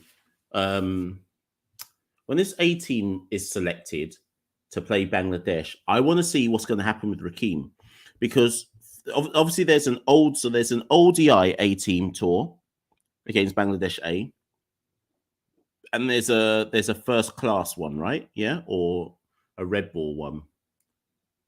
And Walsh is cut away to the boundary by Shubman Gill, and he moves on to 40 not out. Yeah, so this A team, right? Raheem Cornwall ended the 5 round first class tournament as the top wicket taker. If he doesn't get selected, what is the criteria? Because if you remember in those warm up games, like Brian Charles out of Trinidad was getting selected ahead of Hayden Walsh. Roston, I think, got selected ahead of Hayden Walsh, ahead of Raheem Cornwall. Roston Chase got selected for one of those games ahead of Raheem Cornwall. So it's going to be very, very interesting to me to see what if it's going to be interesting to me to see if Raheem Cornwall is selected, and if he isn't selected, what justification are they going to give? Sorry, just look at some. What justification are they going to give for Raheem? Oh, takes an edge there. Obviously, there's no slips in place. We're in the 19th over. So yeah, what justification are they going to give for Raheem not being selected?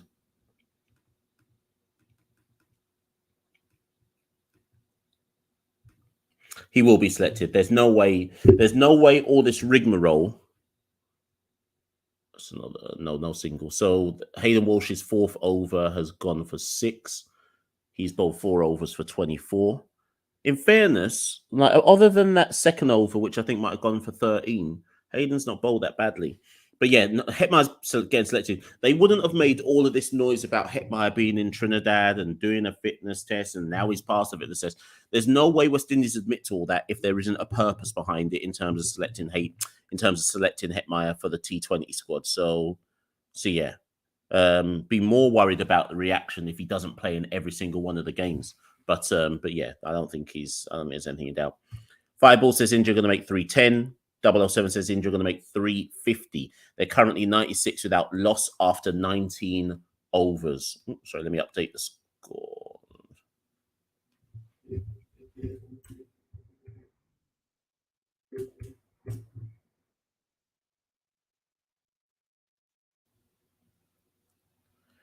Kemo Paul back into the attack for his 5th over. He's gone for none for 16 off his 4 so far, and he starts with Shubman Gill running through for a single, just clipping him through the covers for a single. Where are we?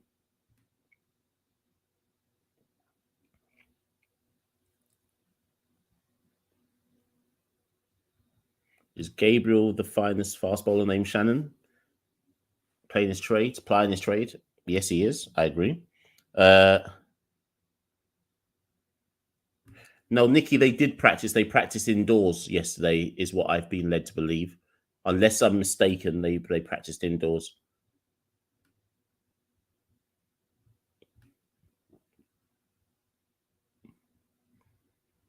What happened to Ambris? Ambris didn't play for about a year and a half.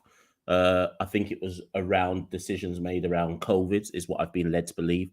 But he has been drafted by the Windward Islands Volcanoes for the forthcoming first class season. So he obviously is now putting himself back in contention for West Indies selection.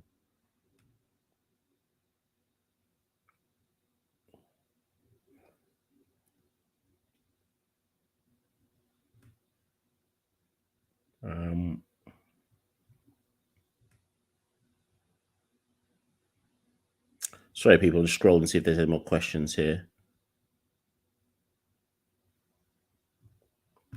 I don't know the squad. I'm surprised the squad hasn't been announced. I'm surprised it's not announced yet.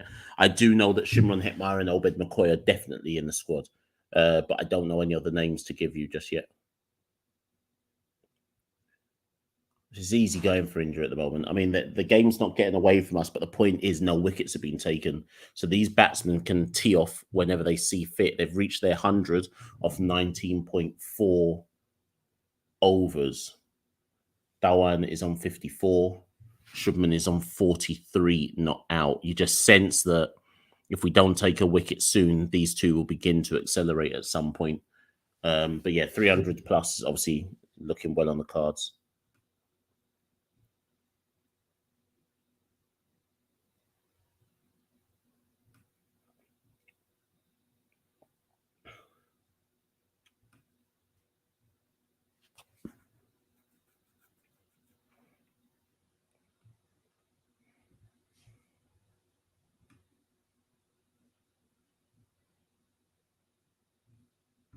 Rohit is not left field. We can't bat 50 overs, which is why some of us were just happy with the fact that we batted 50 overs versus India.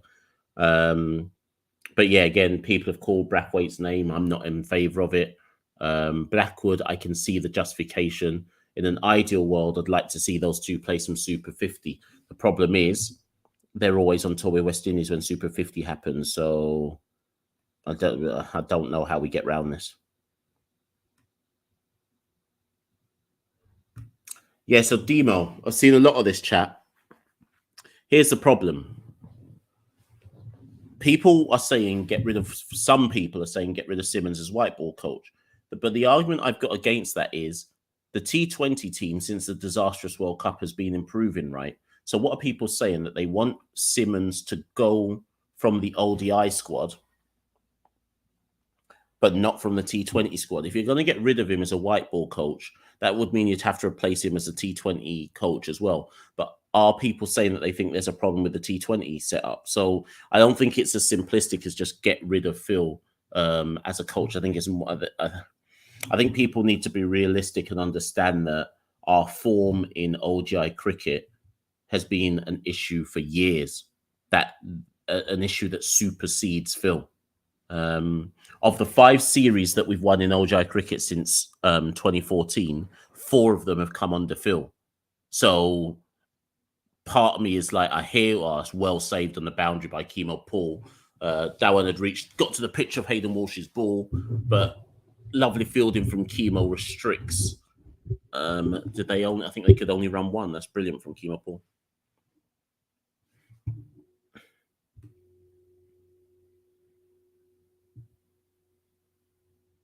Yeah, Ariana, exactly. I think they're going to go down the Brian Charles route. They've already given him presidency 11 games and so on and so forth. Like I say, though, what does that say to Rakeem Cornwall? What is Rakeem Cornwall supposed to do then? If you top the wicket charts in domestic cricket and then you still don't get picked, what are you supposed to do? Like how? I'd love to know if they've told him he's got to lose weight to get picked again. I don't understand.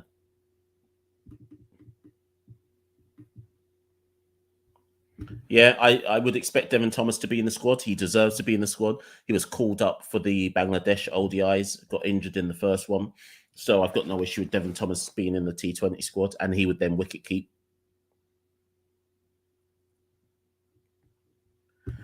I've spoken to CPL about this, about there being more CPL teams.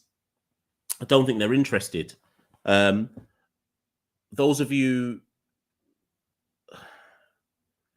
Again, this is another tight over from Hayden Walsh. If you can just close this out now.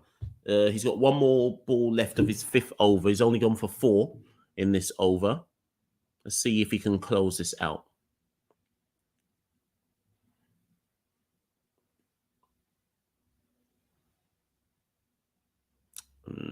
Yeah, it's not clear. It's not covered. And Shubman is able to... What does Shubman's... Did he run? Oh my God. No, it's just a 1. So 5 runs off the over. Hayden Walsh has bowled 5 overs, none for 29. This is good going from Hayden Walsh, in fairness. Yes, the CPL don't want more than 6 teams. They don't think it can work logistically. I keep saying that CPL should have a team, a Grenadian team or Grenadian team, like the Grenadian Spice Islanders. To me, it's an absolute no-brainer that you would just have a franchise from Grenada. Obviously, you've got St. Lucia, you've got St. Kitts. I think you could have a Grenadian team, and I think you could have an Antiguan team again. Obviously, I'm not sure if the Antiguan people turn up because they don't turn up where West Indies are playing. But I think you could probably have at minimum 2 more franchises.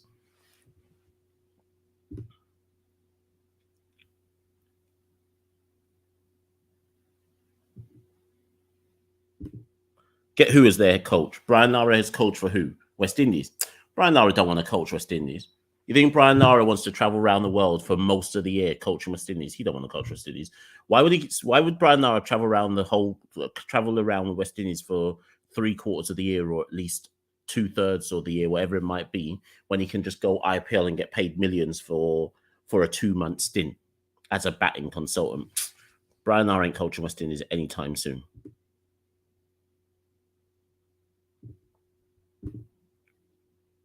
113 games of what? 113 games of overall cricket or 113 games of, well, it can't be tests. You have to break it down. It don't matter to me how many games he's been in charge. You've got to break it down to what's the win percentage in tests, what's the win percentage in ODIs, what's the win percentage in T20s, and then also you then have to compare it with what went before. So there's no point in looking at any West Indian head coach and saying this is their percentage, because everybody's dreadful, because West Indies are dreadful. The win percentage has to be broken down by format and then compared to previous head coaches. Then we can talk. Who's this super chat from? I can't find it. I can't even super sticker. How do I find a super sticker? Lou says Andrew. Oh, here it is. Thank you for the super sticker. I'm not sure what a super sticker is. Someone explain it to me who knows YouTube. But thank you for it anyways. Evidently, it looks like you have donated some money towards Caribbean Cricket Podcast. So that's much appreciated. I'm sorry that I don't know what a super sticker is, though. I'm assuming it's a good thing. Doesn't mean I just leave it here. Anyways, I'm leaving it here for the time being. But thank you, Luce's Andrew, or Luce's Andrew. Much appreciated. And thank you for your support of the Caribbean Cricket Podcast. In the meantime, let me try where we're at. Oh, so the score is currently 109 without loss. Jaden Seals back into the attack. 110, sorry, without loss. 4 singles off his 4th over. He has gone for none for 23 of 3.4 overs. People, we don't look like we're going to take a wicket today. For us to take a wicket, it looks like India are going to have to give us one, or Joe Wilson's going to have to. Is Joe Wilson even on the field today? He might be third umpire. Like, we're going to have to rely on a Joe Wilson teeth out to get back into this game, or at least take a wicket. Shubman is 1 run away from his 50. Let's see if he gets it off this ball. Nope. Seals bowls 4th stump bouncer, and Shubman doesn't fall for the draw out. Still 110 without loss. The run rate is 5.04, so it's not the end of the world, but we do need a wicket.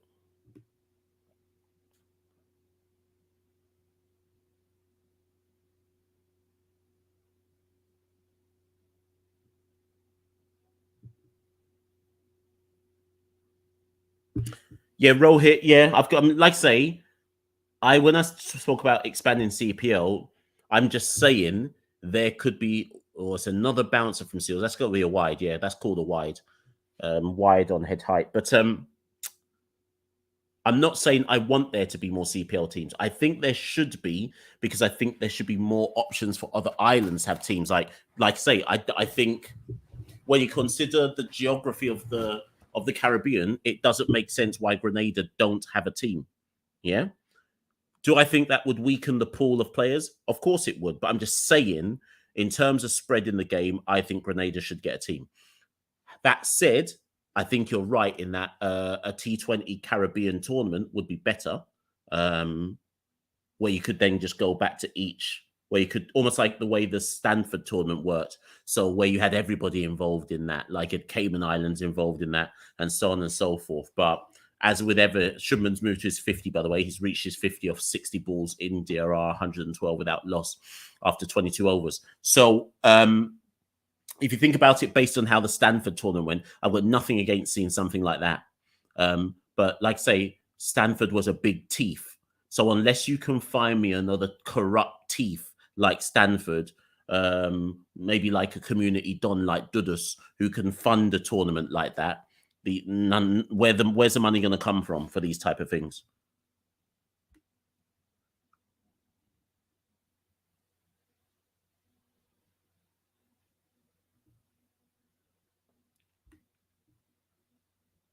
Yeah, each island, Orin's right, each island has its kind of regional T20 comps. And more and more of them are linking up with Dream 11 to do T10 competitions as well. So, and I think the islands and countries are seeing T10 as their financial way forward in terms of a model that can get them some money into their cricket associations. So I don't know where a Caribbean-based feeder tournament fits in for that. Yes, Nikki. What I'm saying is Brian Lara doesn't. I think my personal view is that it is easier for Brian Lara to lament the woes of West Indies cricket from the outside looking in than it is for Brian Lara to commit himself to actually coach the West Indies team. And this is before we get to the second factor, which is just because he's Brian Lara, what's that got to do with him being a good coach? Brian Lara's ability to coach the West Indies is probably about as good as my ability to coach the West Indies, relatively speaking. Oh, thank you for the clarity, yo. And that means even more so loses Andrew. I didn't realize. Oh, wait, hold on. Hold on. Oh, has Dewan given it away? Hayden Walsh takes a wicket. Dewan has skied one off Hayden Walsh. Pooran celebrates. He takes the catch. Hayden Walsh has told you he's bowled well today. Apart from that second over where he went for 13, Hayden has actually bowled well. He tricks. Tricks is the wrong word. Seduces Dewan into the hoik. I think Dewan was trying to take that for a six. All he can do is hit that high in the sky, and Pooran takes it on the perimeter. Hayden Walsh strikes. That's the first wicket gone. Dewan has gone for 58 off 74 balls. Caught Pooran, bowled Walsh. Strike rate 78.4. Don't let a West Indian hear about that strike rate. Hayden Walsh has 1 for 30 off 5.5 overs. Well bowled, Hayden. West Indies have got a foothold in the game now. India are 113 for 1 after 22.5 overs. Let me update the score. Dewan gone for 58.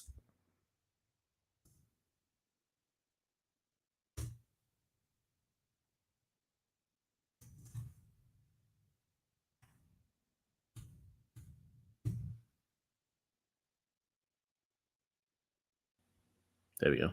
Updated the score. Right, let's see. Where was I last at on these chat comments?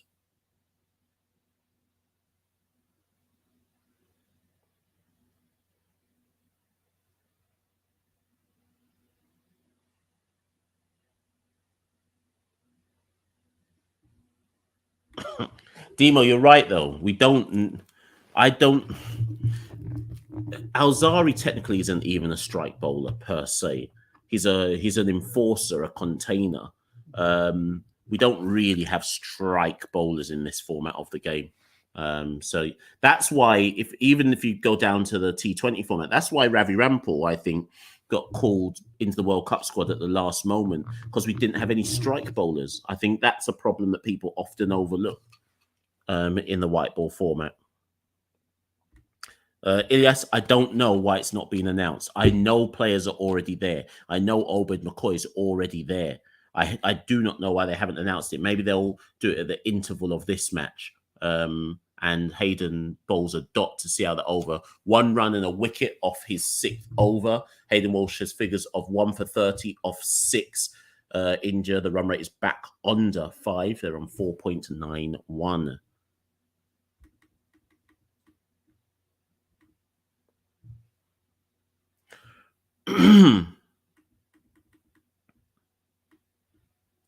I didn't realize, sorry, all in one. I didn't realize my stream was ahead again. I forgot that lots of you are watching this on streams. So I'm out here just giving you spoilers. Javid says I'm 6 minutes ahead of him.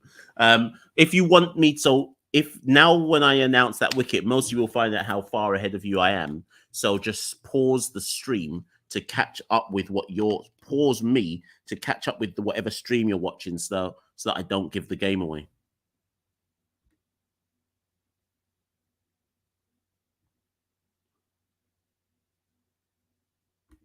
Yeah, Rohit. So Shiv is coaching US women, but Shiv is also the coach for good slower ball by Chemo Paul, well kept out by Shreyas. Slower ball Yorker.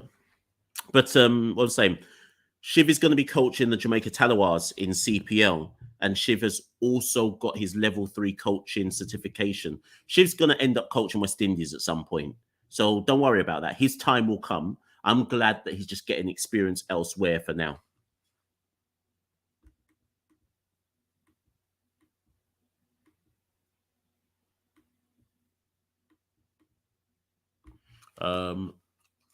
This time a fierce bouncer by Chemo. Is that called a wide?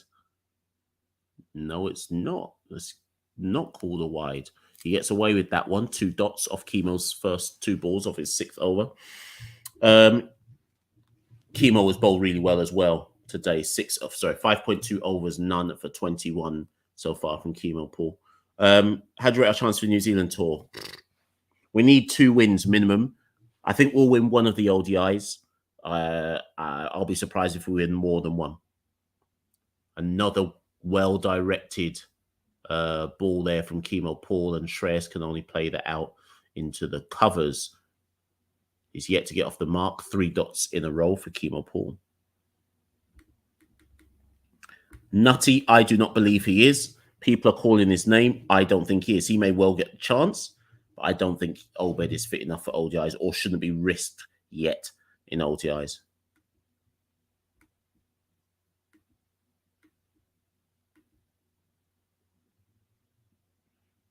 But this time he does get off the mark. The man on the boundary runs round to cover that, and Shreyas gets 2 runs, and his innings gets underway. India 115 for 1 of 23.4 overs.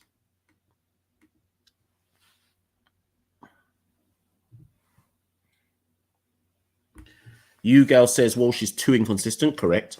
Who should be our second spinner? Well, it looks like they're going for Multi and Akil at this moment in time as their options. I think Roston Chase should be considered as an off spinner, because I don't want to see Puram bowling. I really don't. Unless it's an extreme situation, I think Roston Chase should model himself, or reinvent himself, I should say. It's another ball outside the off stump that Shreyas doesn't go after, so another dot. I think Roston Chase should model himself, reinvent himself, as an off spinner who can bat a little bit. And then I'd call Roston Chase back into the ODI squad.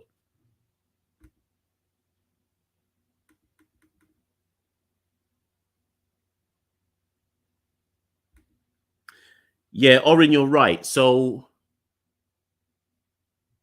and that's the final ball of Paul's over. It's another dot, 2 runs off Chemo Paul's 6th over. He has figures of, oh, wait a minute. No, he has figures of none for 23 off 6 overs. He's going at less than 4. This is really good bowling from Chemo Paul, justifying his recall after injury to the ODI squad. India 115 for 1 after 24 overs. Orin, your point is correct. Like these kind of proper fan channels, like United We Stand, like the Man United fan channels, AFTV, they all have graphics people who do things like this. Alas, with the Caribbean Cricket Podcast, we just don't have the money for all that type of stuff. Or it's that I don't have the expertise to know how to do it.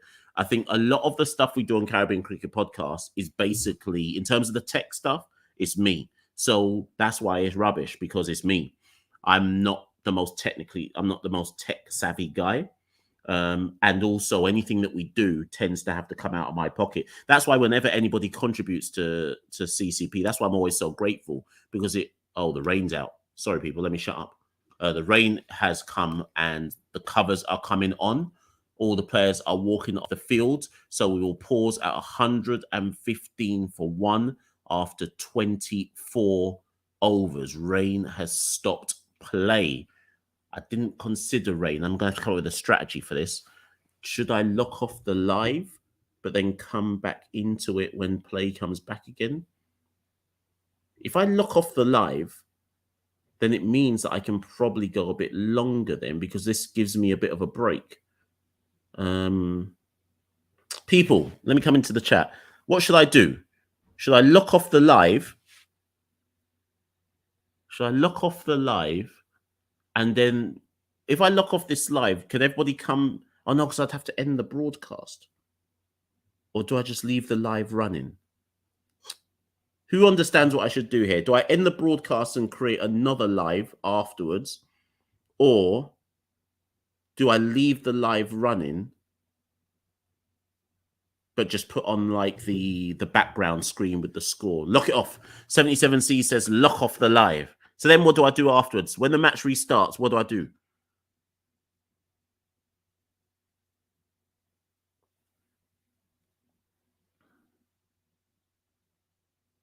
I'm waiting for you lot to tell me.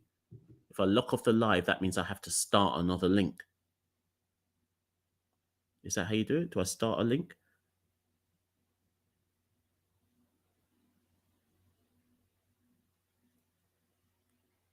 You lot ain't making sense in the chat, you know. Because if I press M broadcast, that kills the link. That kills the link for this live. Whereas I'm saying what I should do, what I reckon I should do is put this. Obviously, I'll take myself off the screen in a minute. Is put the background screen on and just have at the bottom something like Rain has currently stopped play. The score is XYZ, and then just leave it running until the match restarts again. What do you lot reckon about that? That means that this live could be running for 3 hours and nothing's even happening, you know. It's not a passing cloud. Those who are in Trinidad, Fireball, what's going on? What type of rain are we talking? Is this proper rain where I might as well just come off this thing? Or is it rain where you expect everything to be ready and good to go again in about 30 minutes?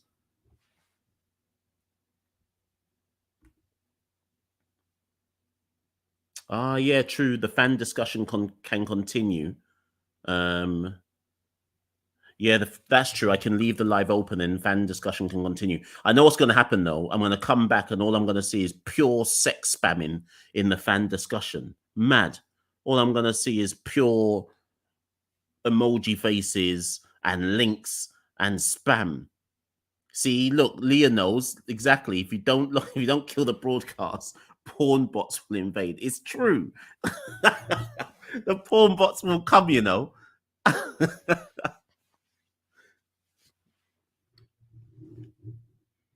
The porn bots will be like, wait a minute, someone has left the gate open and they're not even monitoring their page. Let's just go on there and do pure madness on the chat page.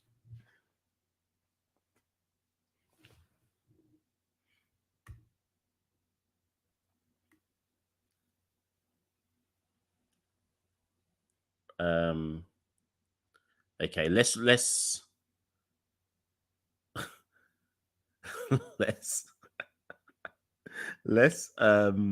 okay, 1 second.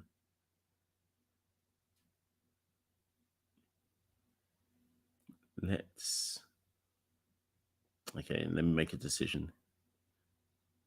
Yo says it looks like it's raining hard. Fireball says keep it on with a message. Nikki says make some mods do the job. Who the hell are the mods though? How do you even set a mod?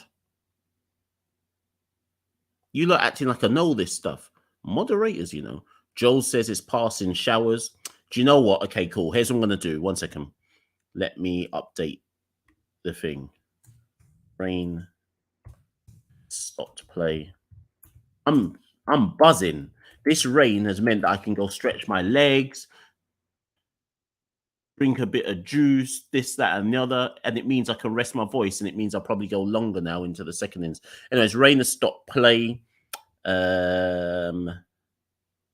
India are. I'll put some background music on. I can find some background music in a minute. What's the score? India are 115 for 1 off 24 overs. And sorry, people, I'm chatting to myself. You lot talk amongst yourselves. Shubman is 51, not out. 65. Shreyas. 2 not out off 6. Does this work? Oh, does this work? There we go. 51. Yeah, that rain looks like a passing shower, to be honest. I'm just looking at the screen. That looks like we're going to get play again in about half an hour, if I'm honest. It doesn't look that deep. How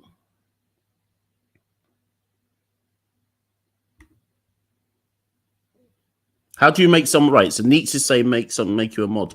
How do I make somebody a moderator? Can someone explain it to me? Javid is saying that I need to put Skeng on in the background. Boy, I don't know if I don't know if YouTube is ready for Skeng, you know.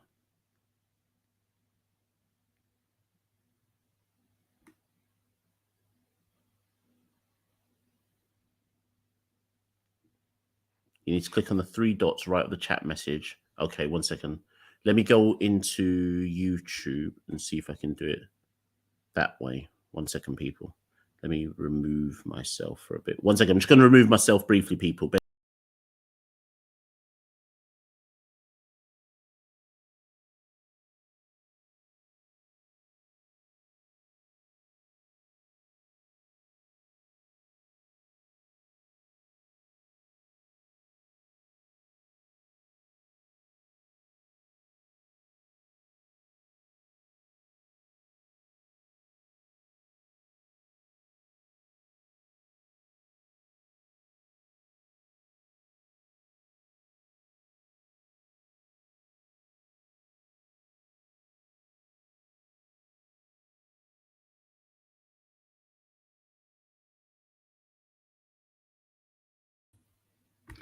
Okay, people, I've worked out how to make someone a moderator. Is there anybody else that wants to be made a moderator?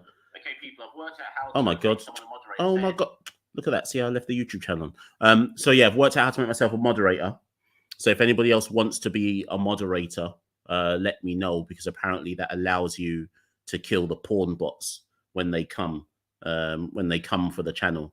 So if you'd like to nominate yourself, let me know. In the interest of fairness, it probably has to be people who have been like long time followers of the channel, just because I probably know more about you than others, and I know that you'll be people that are probably here more often than not. So so yeah, yo, you're about all the time. I'll add you. So wait a minute. When I give you lot moderator powers, what does that allow you to like kick me off my own channel or something? What can a moderator do? Hold on a minute. What power have I just given you lot power? what power have I just given you lot power for? Someone tell me what powers you have now. Does that mean you can do anything on my channel?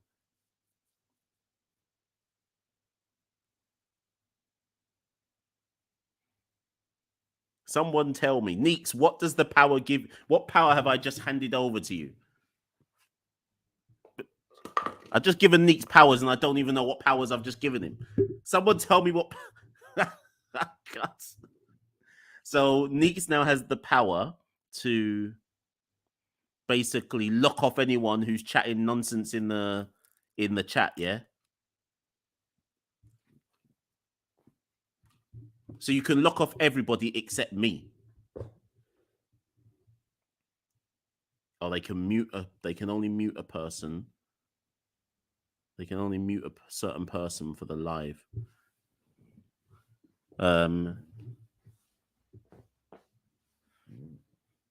Yeah, Fireball understands that being a moderator is long.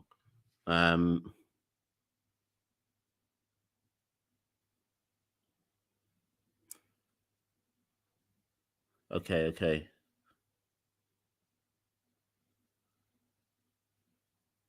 But hold on. Moderators can ban people from the chat, delete individual channels. Delete individual channels?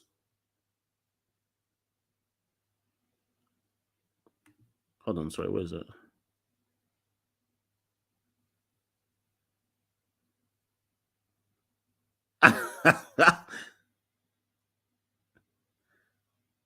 Hold on, Leah, what do you mean by delete individual channels? That's the only thing I want to just clarify. You sure they can do that? Because if they can, then boy, I might have to take the power. All right. Anyways, I trust Neeks. Neeks is my guy, so I trust Neeks to do his thing. So yeah, Neeks, do your thing, man. And yeah, people's here's what's gonna happen. Neeks is a moderator. Obviously, I'm a moderator as well. So what's gonna happen now is I am going to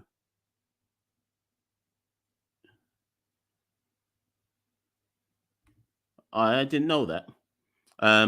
Thank you, Demo. But I'm going to leave the holding screen. I'll need at least 2 mods.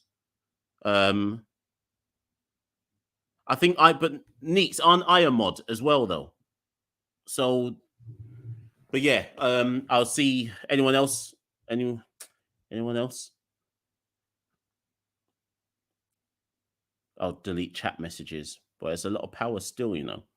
No, I trust Neeks not to do a madness. But yes, I'm gonna leave up the holding screen. Let me see if I can find some holding music. I don't know. The only holding music I've got is this. Go suck your mother. I'm ready for 1 hour no ramp with me and see me. I can't have that as my holding music. 1 second. 1 second. Let me go find some holding music before you lot kick me out of my own chat. Once right. Let me go find my holding music. 1 second, people.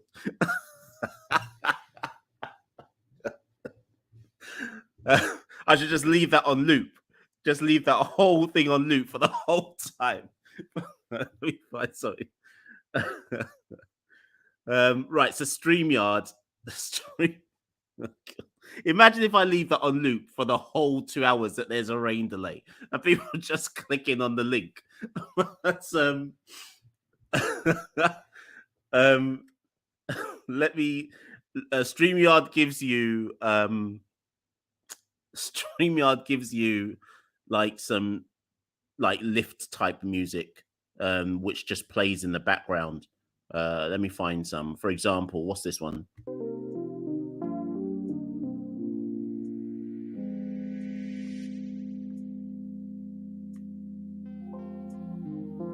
What's this? I can't even hear it. What's this? Oh, here's the volume.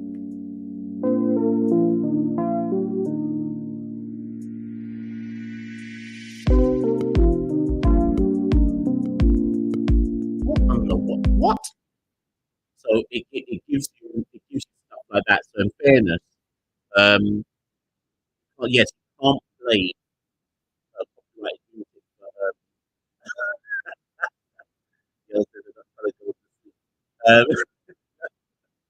so it gives you copyrighted,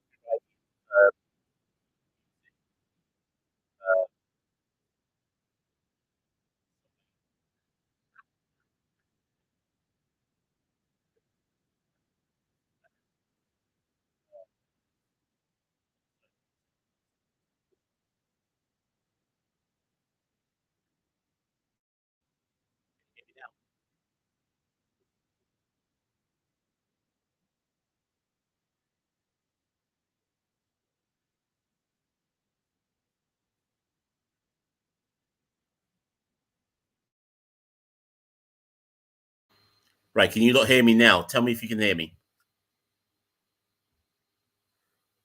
Might have made a mistake here.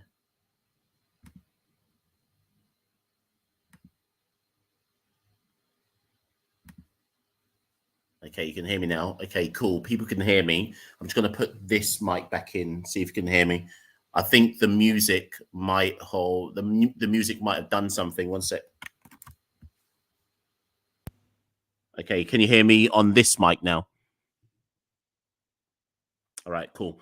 So I think if I play that music on loop, look how this live has just turned into chatting about technicalities instead of the cricket. So what I'm gonna do, people, is I'm just gonna play that music or some music on loop.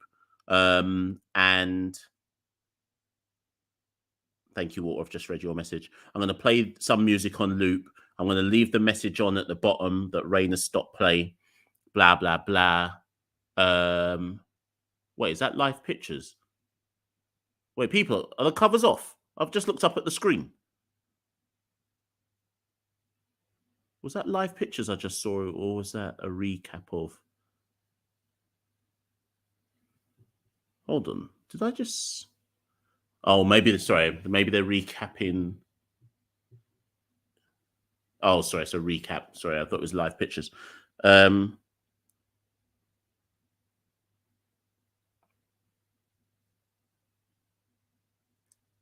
Yeah, exactly, Leah. So StreamYard, that's the whole point. StreamYard gives you basically like different lift type music, which you can loop. So to clarify, it's like acoustic, I see what they're called: acoustic cinematic, dance pop, daydreaming, feeding the ducks, interspace, lo-fi, night driving, rock. And then I've got my then I've got my Jamaican cuss out thing that I could play. So the reason why StreamYard gives you that is because all of those different lift type music, none of them are copyrighted for YouTube, so there'd be no striking, which is why I think the sensible thing to do is just play one of those lift scenarios and just kind of leave it there, because it's the safest thing to do to stop a copyright strike. When I try and put that up, so I know it sucks, but it's the safest thing to do with regards to YouTube and copyright strikes. So people, that's what I'm going to do. So I'm going to, after saying about 20 minutes ago what I was going to do, I'm now actually going to do it. So I'm going to take myself off. I'm going to put up the kind of saver screen. I'm going to play one of those music things on loop. Skeng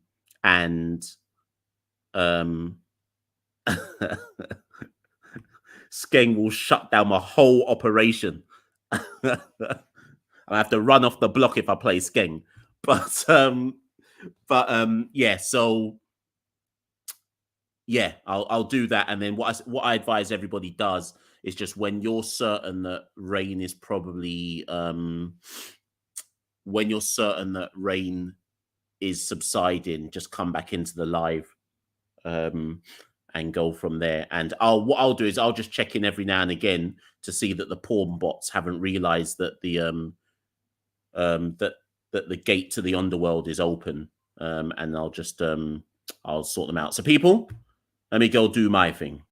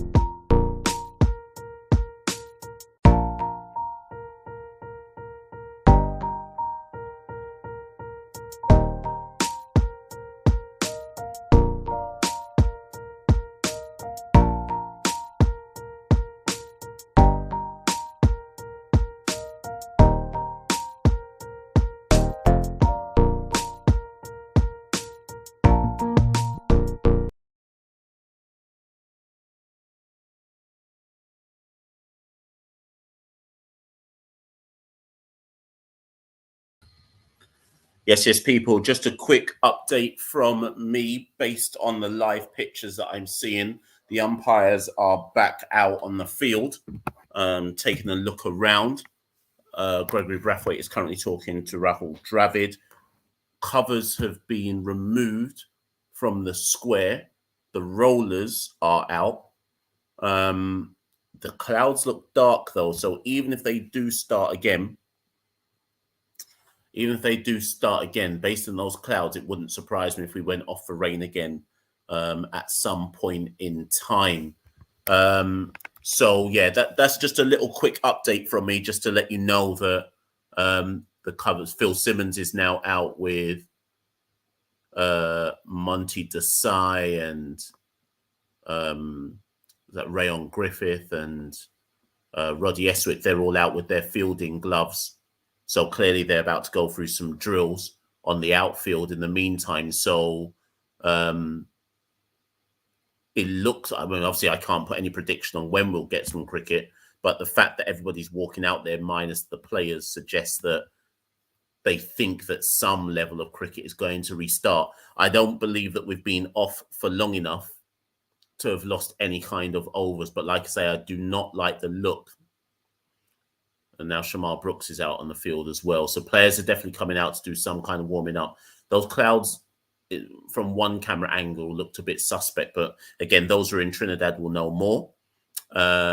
It looks like whatever rain was a passing shower. So I'm not gonna stay on.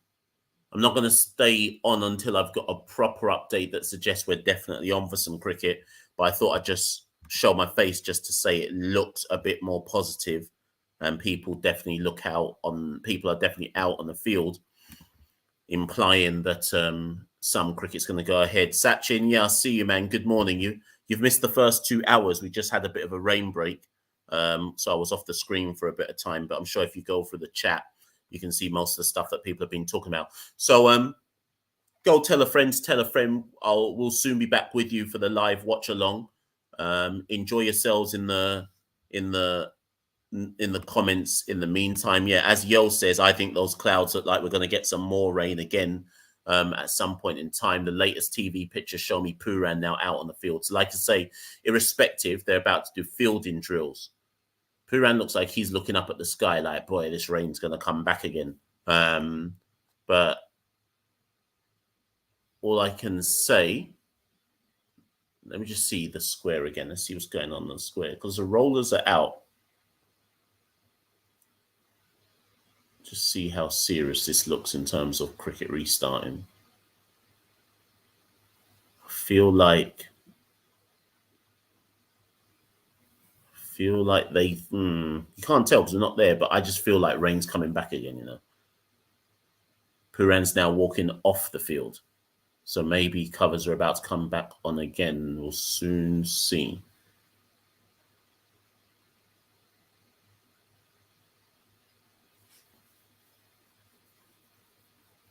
Yep, just as I thought. They're just putting covers back on the square again. So having taken covers off, the tarpaulin looks to be coming straight back on again. Let's see. Yep, everyone's going back inside.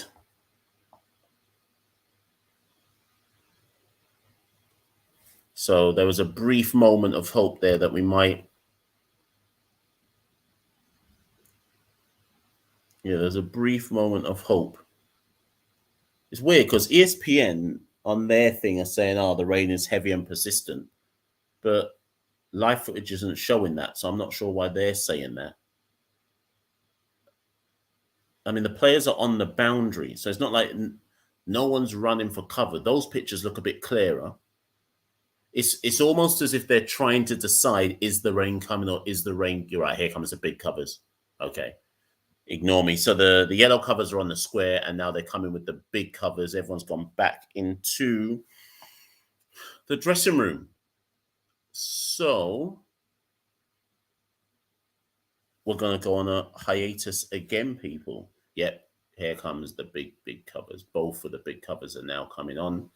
So whatever that was a temporary belief that we might get some cricket. And rains are back.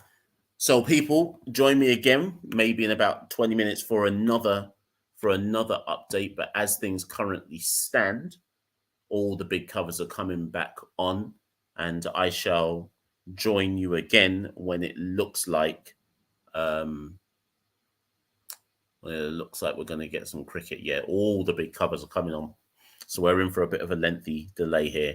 And we're also going to be reaching that point where, if the covers are coming on like this now, we're reaching that point where we're going to start losing over. So the next time cricket will be playing, I'm expecting this to now be a reduced game by the time I next come back. So peace, people. I'll be back again. I'll keep the live open. So if you're in the chat, continue in the chat. You'll see that I'm popping in there from time to time to say some stuff as well. Just to recap, bowling figures so far: Jason Holder 4 overs, none for 22. Jaden Seals 4 overs, none for 25. Kemo Paul 6 overs, none for 23. Akil Hussain 3 overs, none for 6.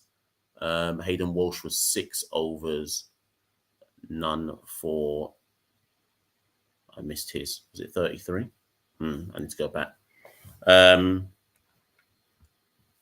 So as I said that everyone was going back into the dressing room, Roddy Eswick and Akil Hussain are still out in the field. So it's not raining heavy enough for everybody to dash inside, but it clearly is doing something for people to feel like the big covers need to be on. So who really knows? I haven't got any more. Well, hold on. So the India official Twitter handle has tweeted that the game is going to resume at 9:50 Indian time. So what's that? What's that UK time? Is that 4? Is that 5:50? What's the time in India right now? Right, so in India, the official Indian site has said that the game's going to resume in 6 minutes. That can't be right because the covers have all gone back on again. It based on TV, it doesn't look like a game that's going to resume in 6 minutes because all the covers are back on.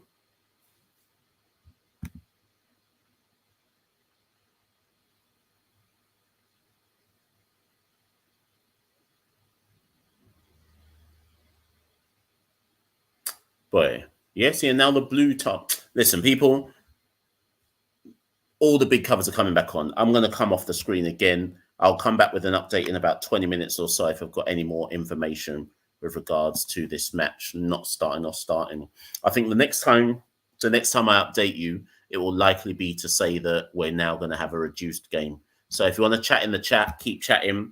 I'll jump in the chat from time to time to say some stuff.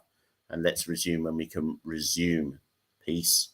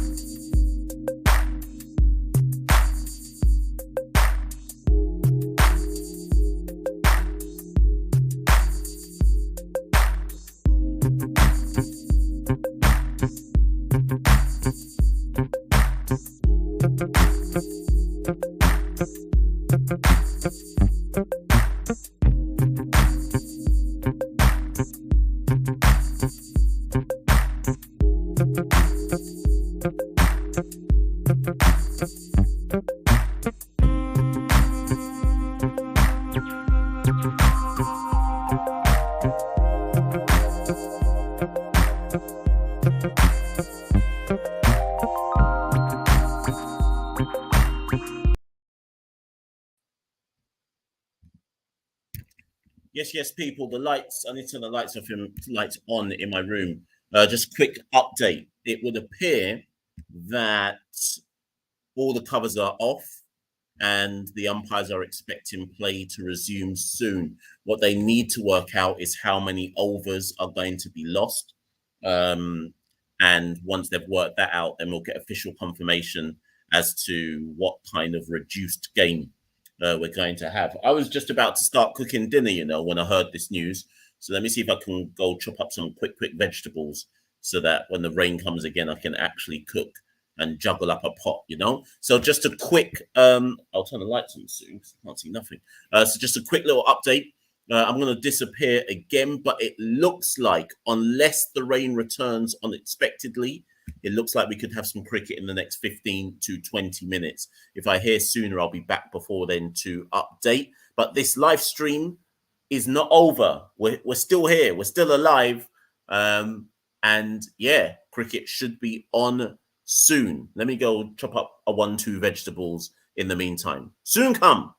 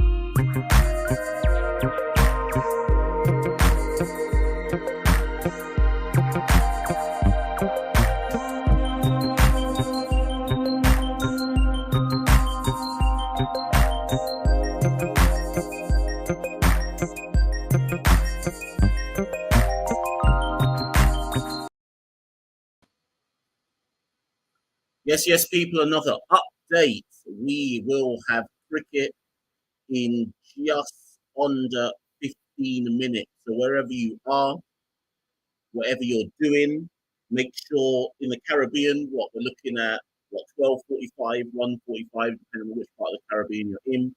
In the UK, 6:45, etc., etc. So get ready, people. Cricket is back. I still haven't been told how many overs the game has been reduced by, or reduced to, I should say. But we will have cricket within the next 10 minutes. So go get your drink, go get your juice, go tell everybody that the live is back, the watch along is back. I mean, it's back, but I'm not actually back because that gives me 10 minutes to go peel this carrot and cut it up and this, that, you know. So I've got to go break the carrot, I've got to go put the garlic in the presser. Boy, let me go sort out my little food. Back soon, 10 minutes.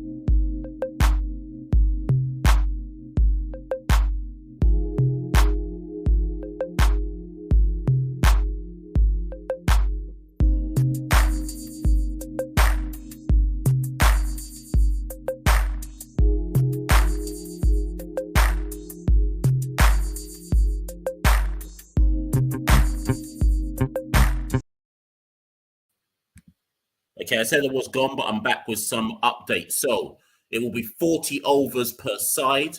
5 bowlers can bowl 8 overs.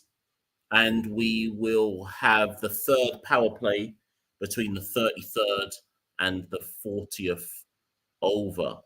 So 40 overs per side. 5 bowlers can bowl 8 overs. So someone like Chemo Paul only has 2 overs remaining. So I'm just going to put that in the chat. So people know.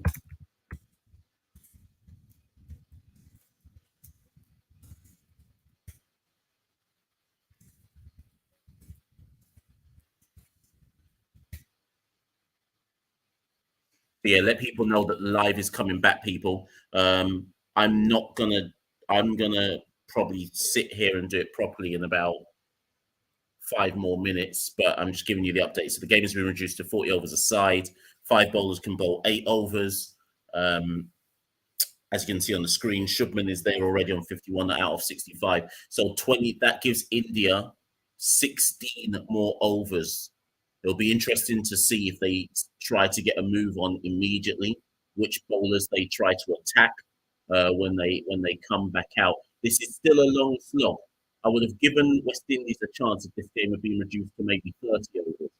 But this is still effectively a one-day game with only 10 overs lost. Although India's run rate prior to us going up, the game was actually under 5 and over, so they will need to get some kind of move on when they come back out to bat. It can't take too long getting used to the wicket.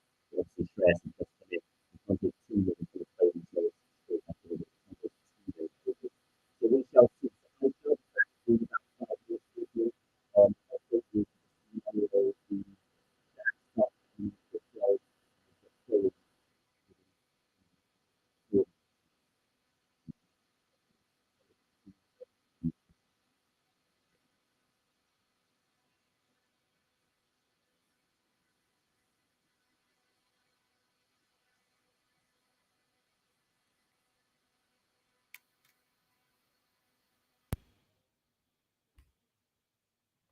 What about now? Can you hear me?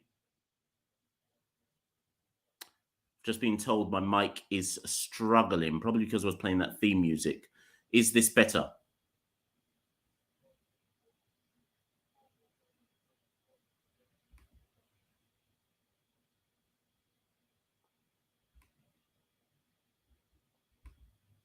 Okay, wicked. So what I'm going to do is I won't play the music then.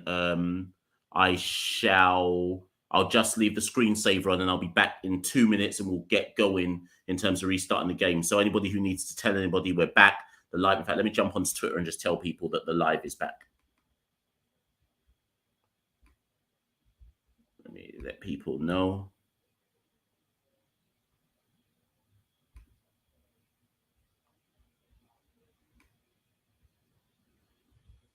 One second, people. Just letting people know on Twitter that we're back out here.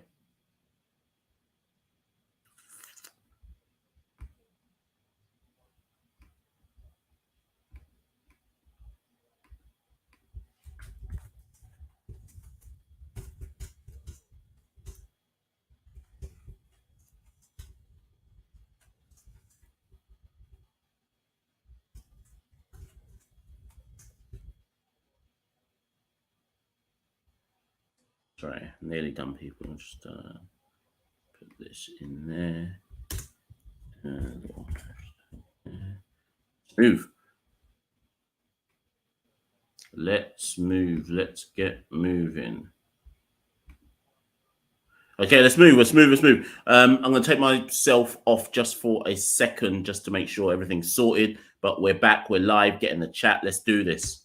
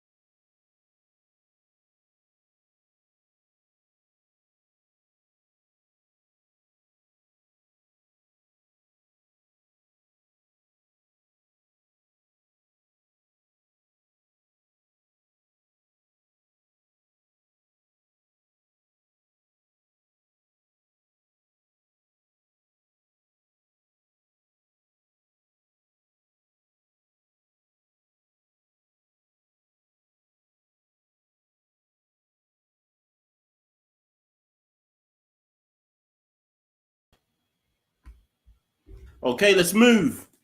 Let's move. First things first, is the mic working? Every time I come back on this thing, you lot say that the mic is not good. Is the mic working, people? Let me know.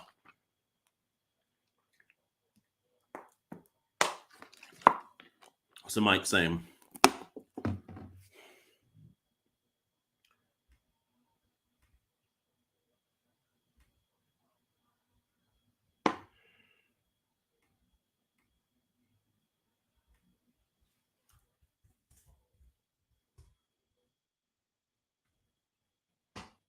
Yep, cool. Mike's all right. Cool. Let me just turn this light on. Sort this out back here. Okay, let's move. Look at that light. Light's trying to blind everyone. Right. Oh my god. Oh, there you go. Let's go over there. Right, okay, so okay, cool. So we are resuming on 115 for 124 overs. Shubman is on 51 not out of 65 balls. Shreyas Iyer is on 2 not out from 6. As if you can see in the chat, I was about to say the instructions. I've put what the update is. The game has been reduced to 40 overs a side.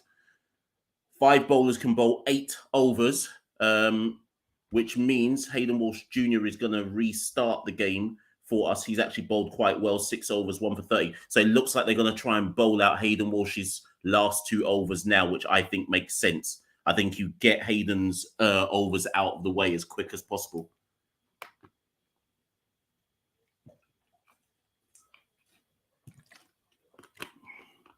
So Hayden first up, first ball, resumption of play. Let's move. And Shubman works that one into the covers and takes 1 run, and we get going. India 116 for 1. Just as a see how refreshed I feel. That we need every game to have a massive rain break, you know, so that I can recover my voice. The current run rate is 4.79 per over, so India are going to have to get a move on. Let's just see. So Jason has 4 left. Jaden has 4 left. Chemo's got 2. Hayden, after this, will have 1. Akil has got 5. You would imagine they're going to give Akil all of his 5. That's rubbish. That's rubbish from Hayden. Dragged down, rank, long hop nonsense, and he's pulled for 6 by Shreyas.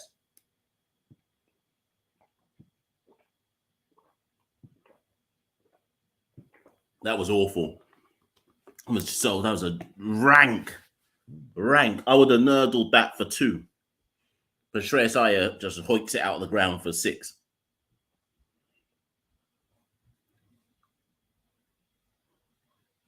Already, I mean, I wouldn't say that's intent from Shreyas. That's how dreadful the ball was. Let's see how Walsh follows this up.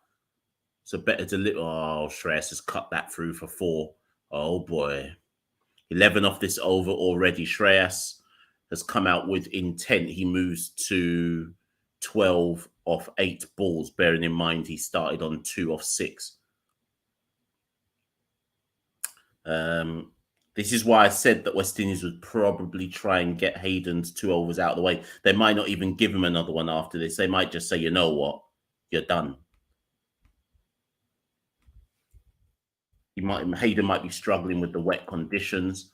That's 11 off the first 3 balls upon the restart of the game. What's his 4th ball saying?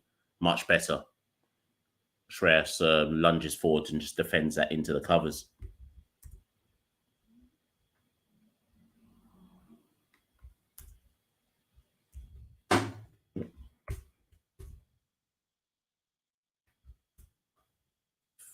Hayden again and again. Oh, that's poor fielding. Oh my God. Can't see who the man was. That Akil Hussain on. Anyways, Casey Carty comes in off the boundary, and Shreyas runs through for 1. It wasn't Puran. I can't work out who that was. It was Akil. Yeah. So what's that? That's 12 off Walsh's first over upon the restart. How can he finish off? Can he bowl a dot? And Shubman strolls down and sends him back over his head for a 6. People, 18 runs off the first over upon the restart. It's peak. It's peak. Shreyas said, you know what? This is only a 14 over game now. So no, sorry, that last shot was from Shubman. So 18 runs off Hayden Walsh's first over upon the restart. India have basically said, if there's only going to be 15 overs remaining of this game, we're going to get a move on and set West Indies something they can't chase. It's so long. We need wickets. If it's me now, I'm turned. Oh, they've turned to Seals. I was about to say turn to Holder. They're going to obviously save Holders for probably at the back end. But somebody now needs to bowl a tight over.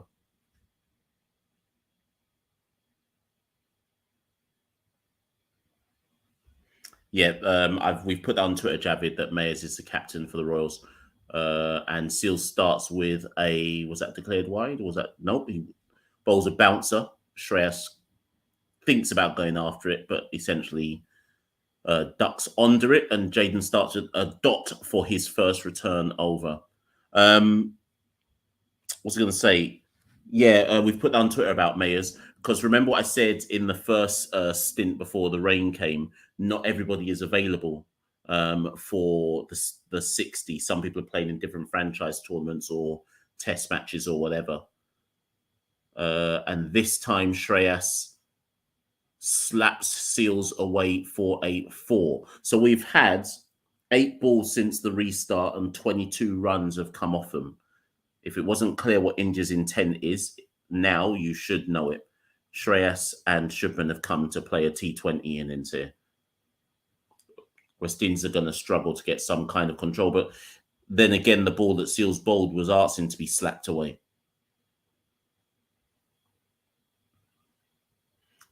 India 137 for 1.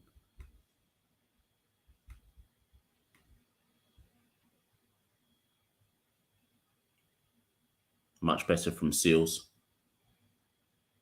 And Shreyas runs a very quick single. 138 for 1. Seals has gone for 5 off his first 3 balls of this over. Yeah, Cosme, exactly. This is the issue. This is why people get frustrated with Hayden, because when he's bad, he's terrible. He's not even slightly bad. He's just terrible.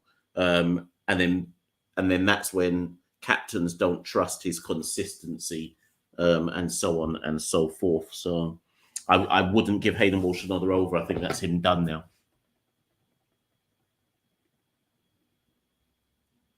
Seals tries to bowl a Yorker. Shubman tries to drive him, but only finds the man on the perimeter. It's Puran he finds, and no run.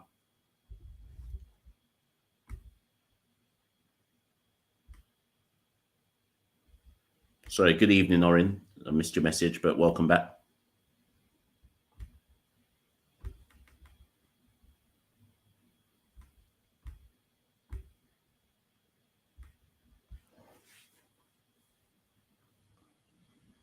Seals again comes in, and Shubman drives him down the ground. Excellent shot.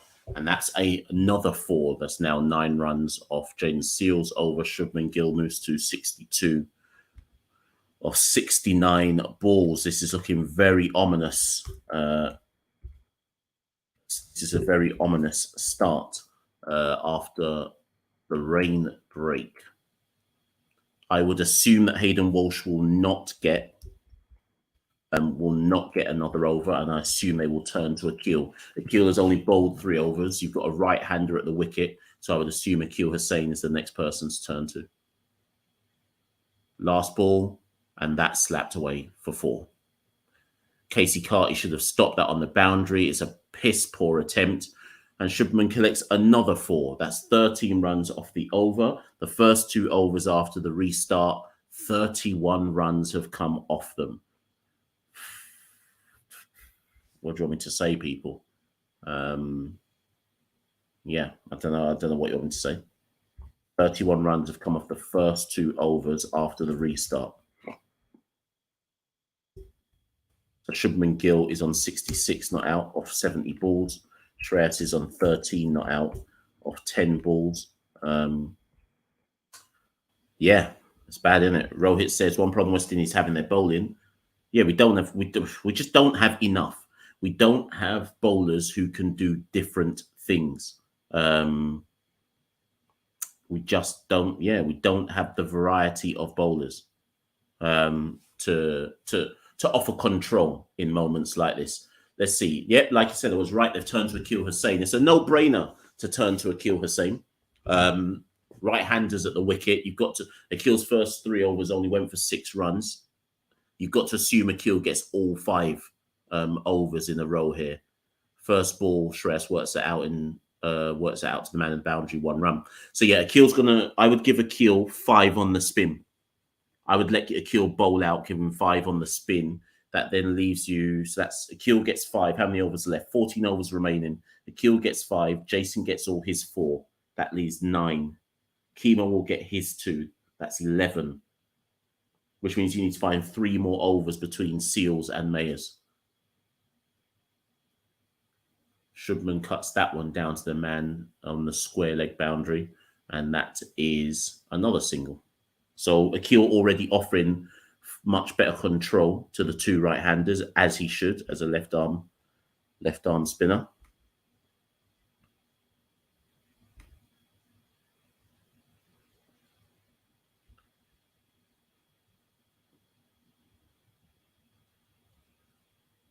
Yep.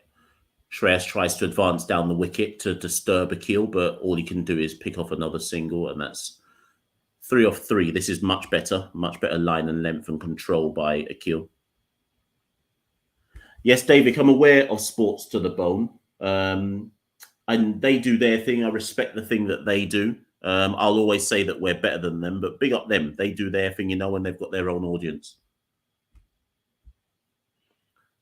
And that one, Shubman can't work that off his pads.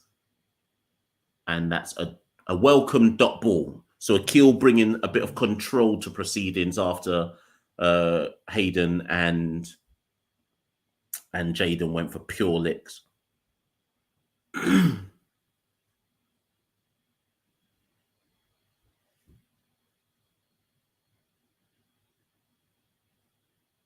Oh, that's bad. That, however, was bad. Hayden lost his line completely, leg stump delivery. Shubman has the easy task of just helping that down to the fine leg boundary for 4. Shubman looks like he wants a century here.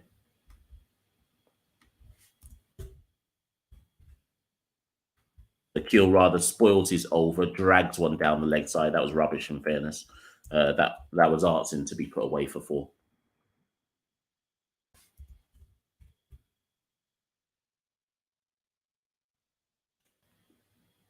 Follows up with a better delivery, and Shubman can only take that for 1.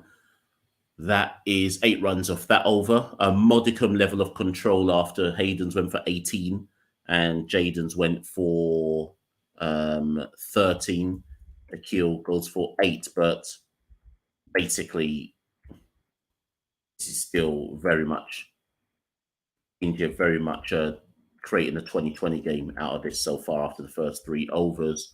After you've come back from the restart, 13 overs to go. India 154 for 1. We need a wicket.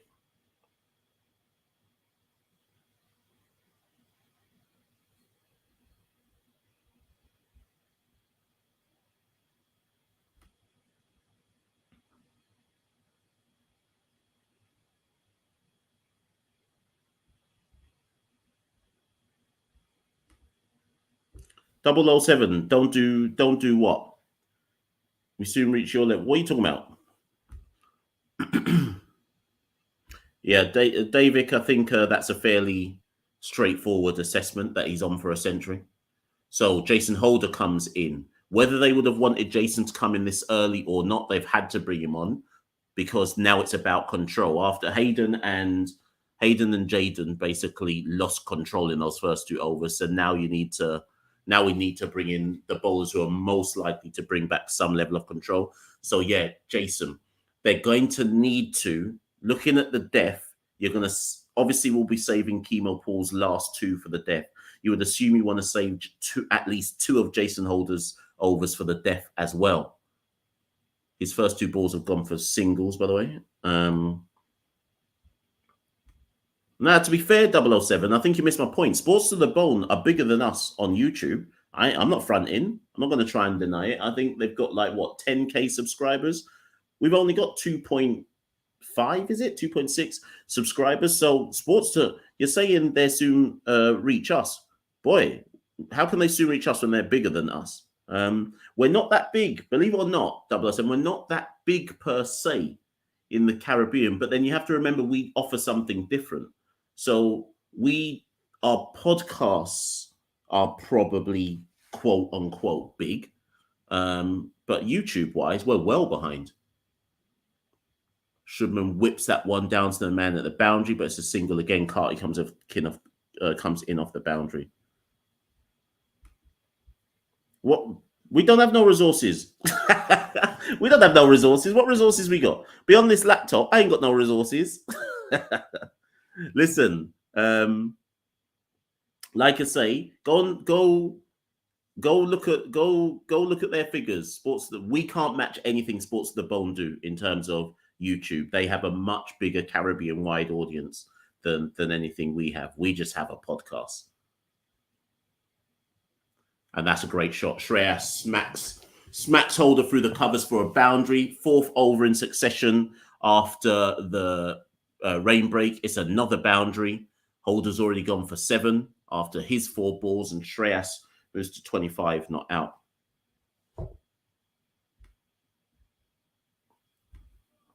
Yeah, Demo just searched Sports to the Bone. They're a big YouTube channel. I think they do cricket, but I think they do all sports, in fairness. I think they just, I don't know, you'd have to speak to them, but they do cricket, football, etc. And that's a wide ball from Holder. I can't even describe. I don't know what he was attempting.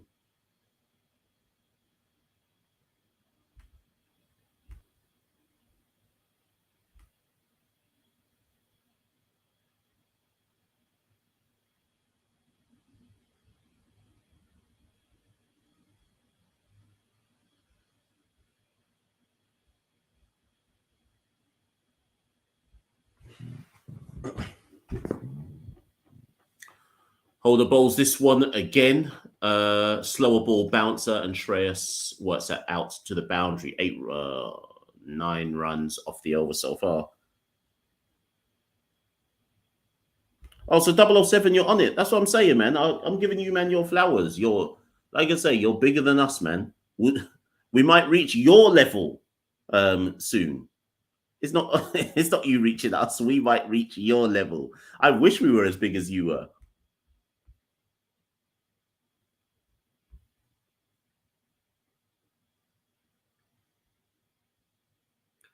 And the final ball is stopped by the man Mayers, the man on the perimeter. Gill can't smash it past him. Listen, Gill and Shreyas are in complete T20 mode.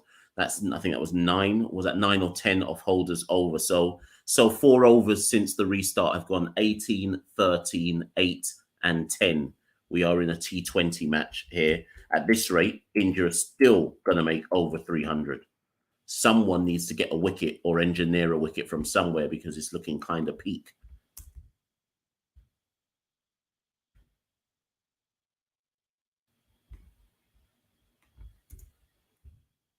Holders went for, I think he went for, it might have been 9 in the end, actually, or no, 10. Holder went for 10. Akil should come back again, I would imagine, for his, Akil back into the attack for his 5th over. We need someone to give it away. And we nearly get that, but Hayden Walsh stops that at point. And that's a dot ball. Every dot ball needs to be celebrated like a goal.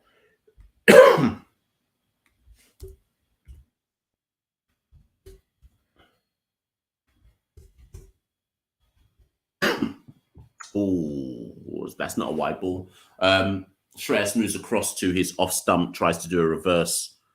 I don't know what, it wasn't a reverse sweep, it was a reverse something, reverse slog. Anyways, dot ball. Misses it completely. 2 dot balls. Let's see if he can get the hat trick of dots. Ah, that's a wide ball. They're going to reload that one.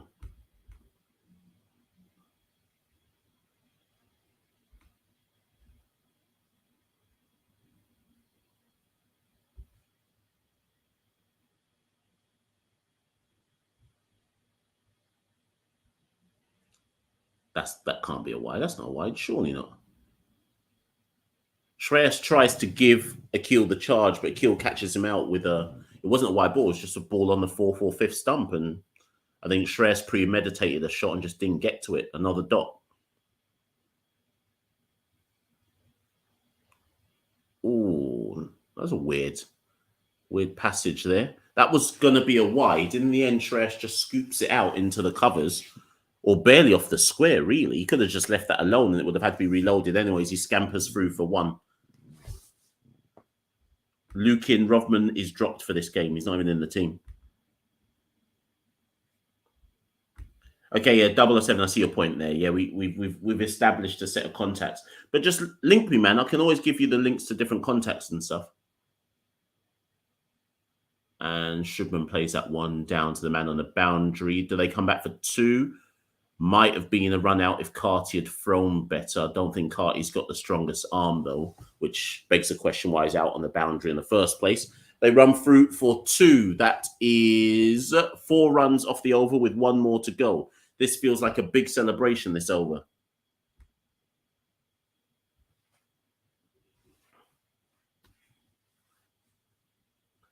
India 167 for 1. If Akil can bowl a dot, this will feel like the best. Well, this will feel like we got a wicket. Reverse. Well bowled. Akil. Shubman again tries to go for a reverse slog, reverse cut, whatever he was trying. Either way, he doesn't get to it. A conventional shot would have got him a 1.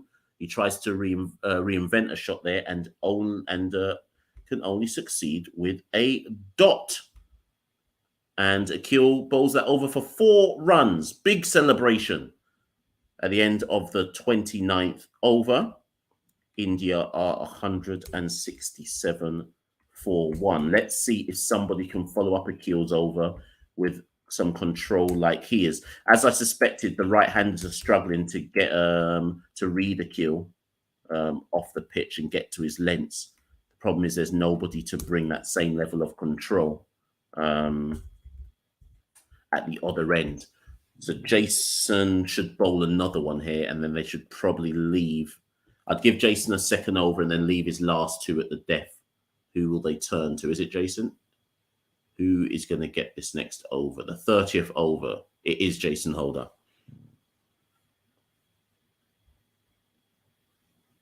Starts with a slower ball, which Shreyas can only punch down. Man runs in off the boundary. 1 run. So, yeah, so like I say, people, I think Akil will bowl 3 on the spin and bowl out. So, after Jason bowls this one, I think they should bring back Mayers. I think they should bring Mayers back for 1 rather than turn to Jaden Seals. I think they should give another over to Mayers. What do you lot reckon?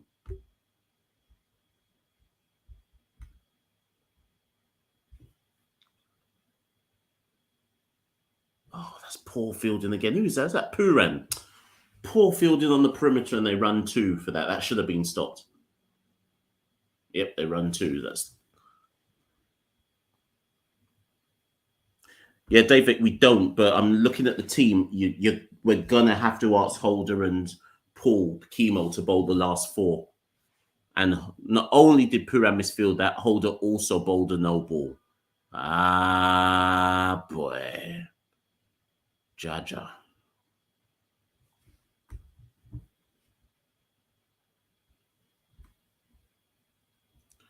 So 3 runs, no ball. Oh, boy. Let's see. What's Shubman Gill going to do with this? Is he going to launch it out the ground? He's launched it somewhere, and it has gone for 6. So he's punished Holder's no ball there. That's gone for 6. Or was it 4? Oh, look. I thought it was 6. Was it 1 bounce 4? Yeah, he didn't get to it. He skewed it off the edge. Oh, it's 1 bounce 4. Sorry. So it doesn't. He capitalizes, but he doesn't maximize on it. So this is 7 off 2 balls so far. Holder's trying to bowl cutters into the pitch, and he gets Shubman gets a single with that one.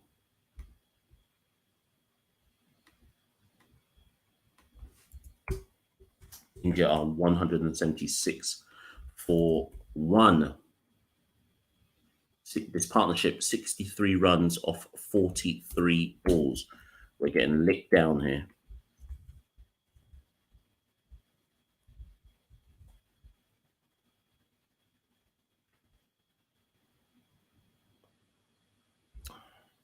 slow ball Yorker. And was that a leg by? Umpire signals.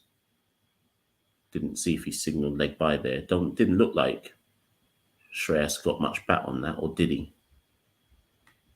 Looks nice. Signaled it as a run. 177 for 1. 2 balls to go still. 9 of this over so far.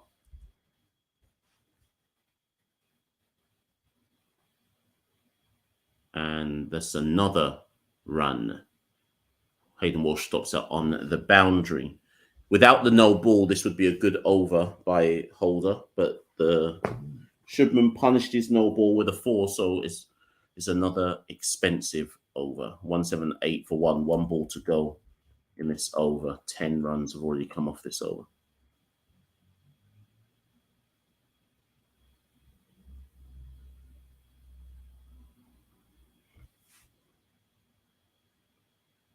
Again, bowled into the pitch, and Shreyas can only hook that for 1, or scoop that, if you want to call it that, for 1. 12 runs off that over. The run rate is rising rapidly, should be up to 6s now in terms of the run rate. India are 179. They are 179 for 1. Shubman 16 runs away from a century. Shreyas going at well over a runner ball.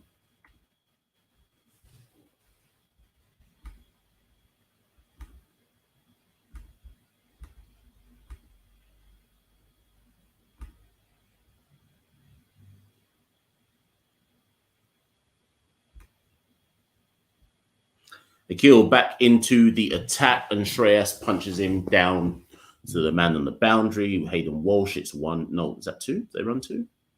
They ran 2. Anchal, what's my prediction? India are going to win.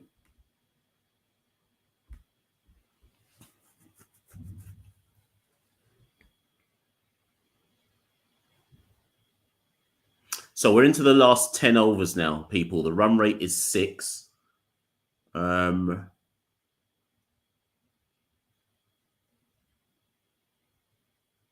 Again, is that 4? Is that 4? Is a man on the boundary going to stop that? Oh, it's brilliant. Who's that? Hayden Walsh? Of course, it's Hayden Walsh. Brilliant fielding on the boundary, but Hayden Walsh restricts what could have been a 4-2. And Shreyas runs through for another 2 runs.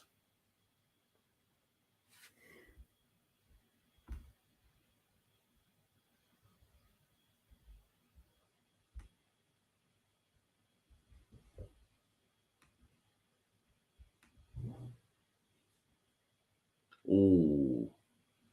Shreyas doesn't really get to the pitch that ball, but manages to screw it away for 1 run.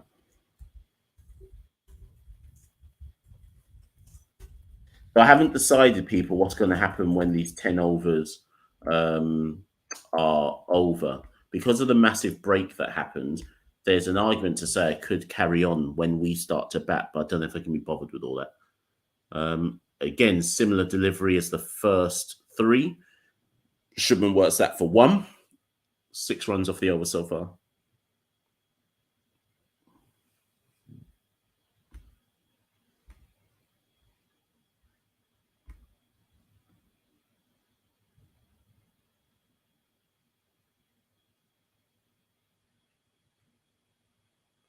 And that's a 4.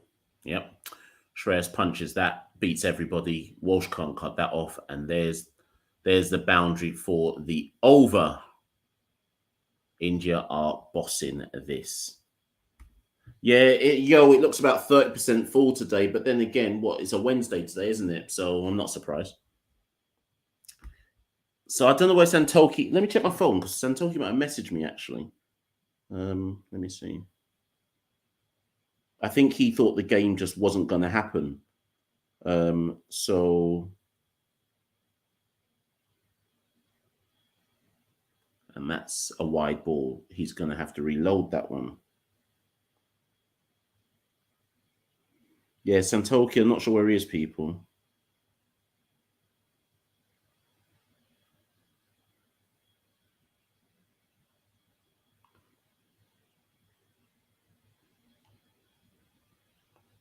And that one is dabbed.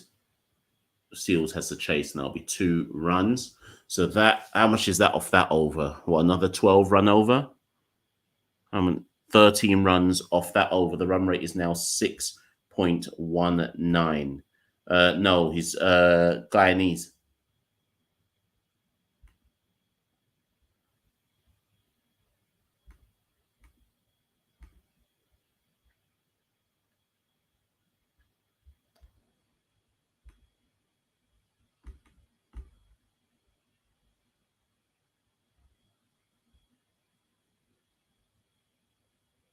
So let me see. Let me try and see if I can locate Santokie, people.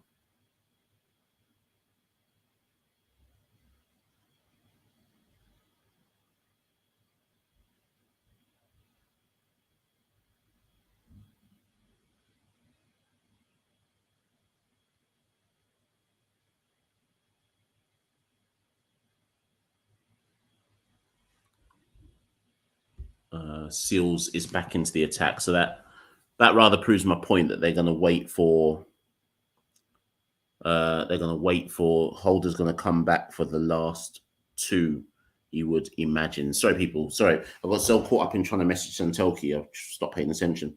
God.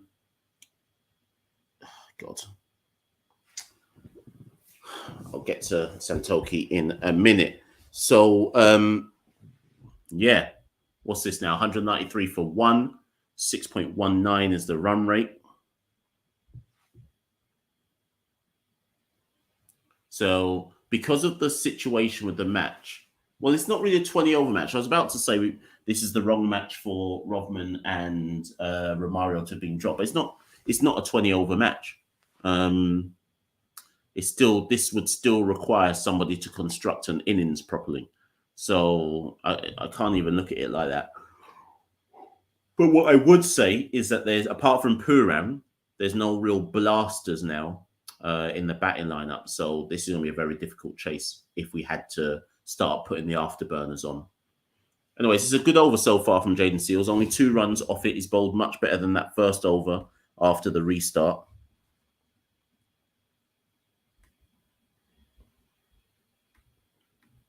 India 194 for 1.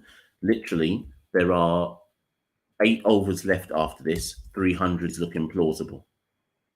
Ridiculous when you think about it. Absolutely ridiculous.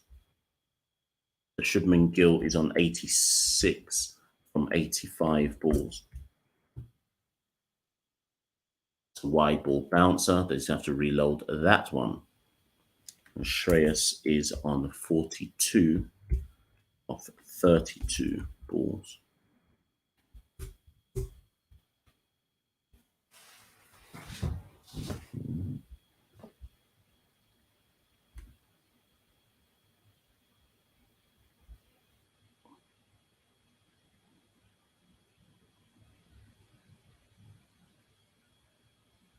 Now, Quincy, we had at least a 1.5 hour break in between all this.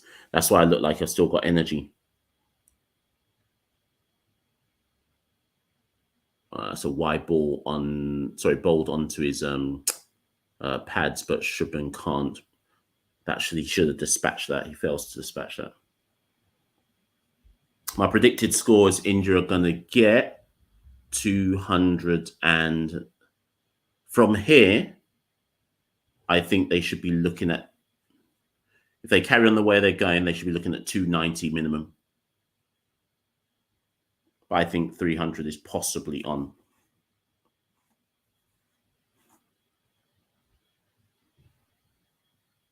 Again, well bowled by Seals. Much better line and length, much better control. Not bowling into the batter's arc. So he's bowled 4 balls this over and 3 runs and a wide. So 4 runs off the over. He's got 1 ball remaining. Can he dot out or single out? Much better return from Seals here. Now, if Seals can do this, then what they should do is then let Seals bowl out and let Seals do his on the trot as well.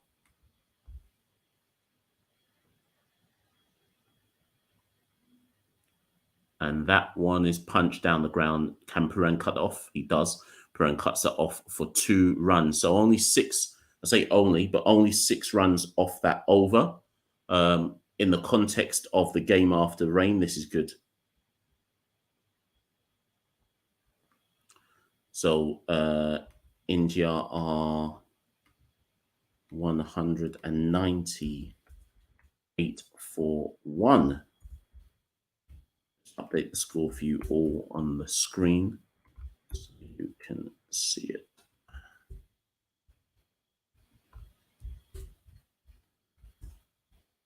Right, so 8 overs remaining. India go at 10s for those 8 overs. Yeah. So 280 minimum is what I think India will want. I think India will want 280 minimum. I think 290 is a possibility. I think 290 is a possibility. But you have to assume that because India are going for it, you have to assume. Sorry, people, I'm trying to fix this. Because India are going for it, you have to assume that someone's going to give their wicket away at some point. They're going to now, with 8 overs to go, sure, they're going to take more risks. So I think India will want 280 minimum.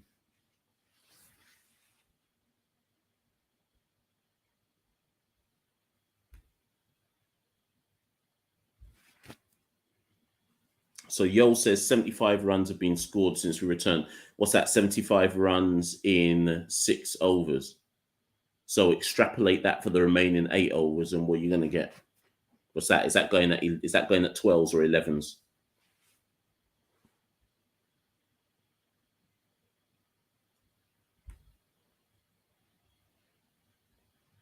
So Akil Hussain continue. So, like I say, Akil will bowl out. That will take us up to 34, which will leave 6 overs remaining. 2 for Jason, 2 for Jaden, and 2 for Chemo. So that's how we're going to finish today. Jason's bowled 2 no balls today. We might have erred in making him return to the side straight after COVID. You know, he's not going to be at maximum output levels. But we can understand why you'd call Jason straight back into the side. Yeah, Sanjay, I thought about whether they should turn to Mayers, but then who out of Holder, Seals, and Chemo? Chemo's definitely bowling his 2 at the death. So who out of Holder and Seals aren't you allowing to finish? Anyways, first ball from Hussain, slapped down to the man at the boundary, which is Brooks, and Shubman picks up 1 run.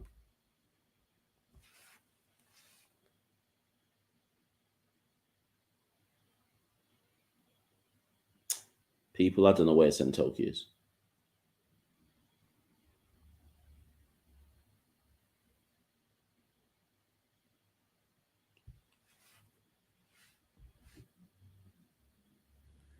That's dragged. I don't think he's got enough on that. And he's out. He's out. Shreyas does give it away.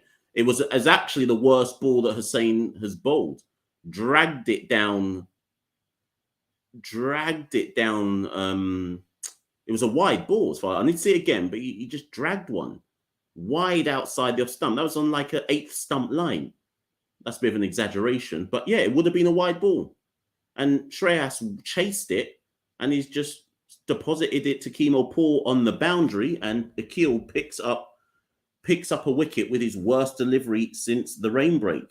Cricket is a funny game, isn't it? So Shreyas goes for 44. India are 199 for 2. Crucial strike.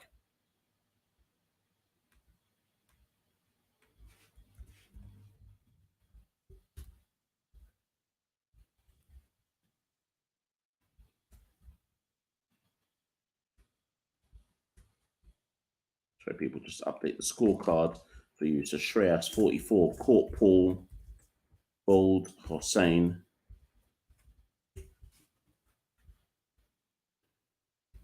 And we're kind of gives us a bit of a tiny foothold back into the game if we can now maintain the pressure.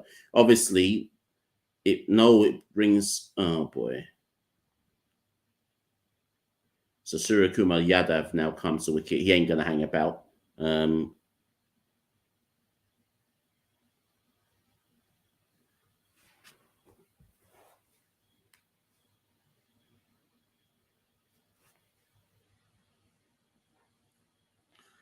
And his first ball is fielded on the perimeter. No run.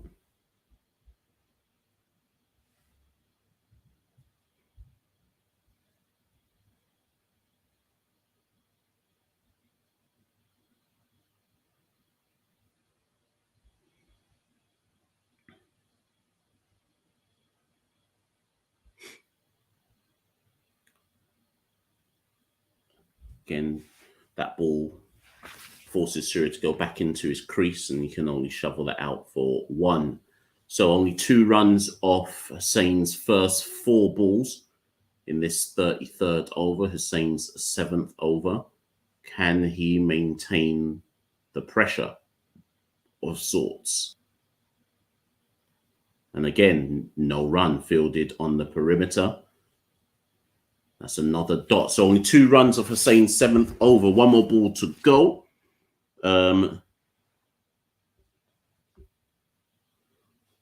Hussein end it with a single or a dot? It's a wide ball. You have to re-bowl that one. Yeah, I'm with Anchal. I don't consider Romario a bowler anymore. He should be considered that, and it should still be his primary suit. But I now just think he's a lower order hitter who can bowl a bit.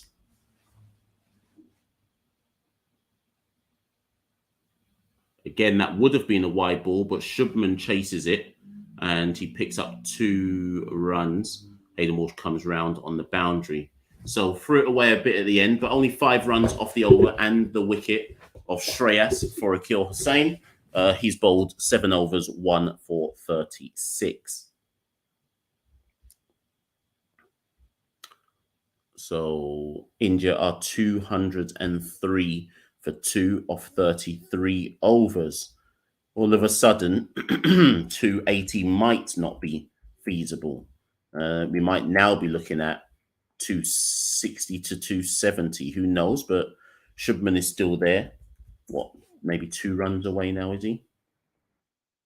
Oh, so 2 runs. Sorry, I meant to say 10 runs, but he's 12 runs away.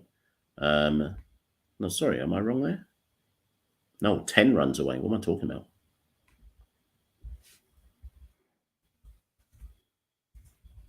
He's gone at a runnable night. Oh my God. They've gone back to Hayden Walsh. This is a big over here because Hayden could get taken for 27 runs off this over or something ridiculous.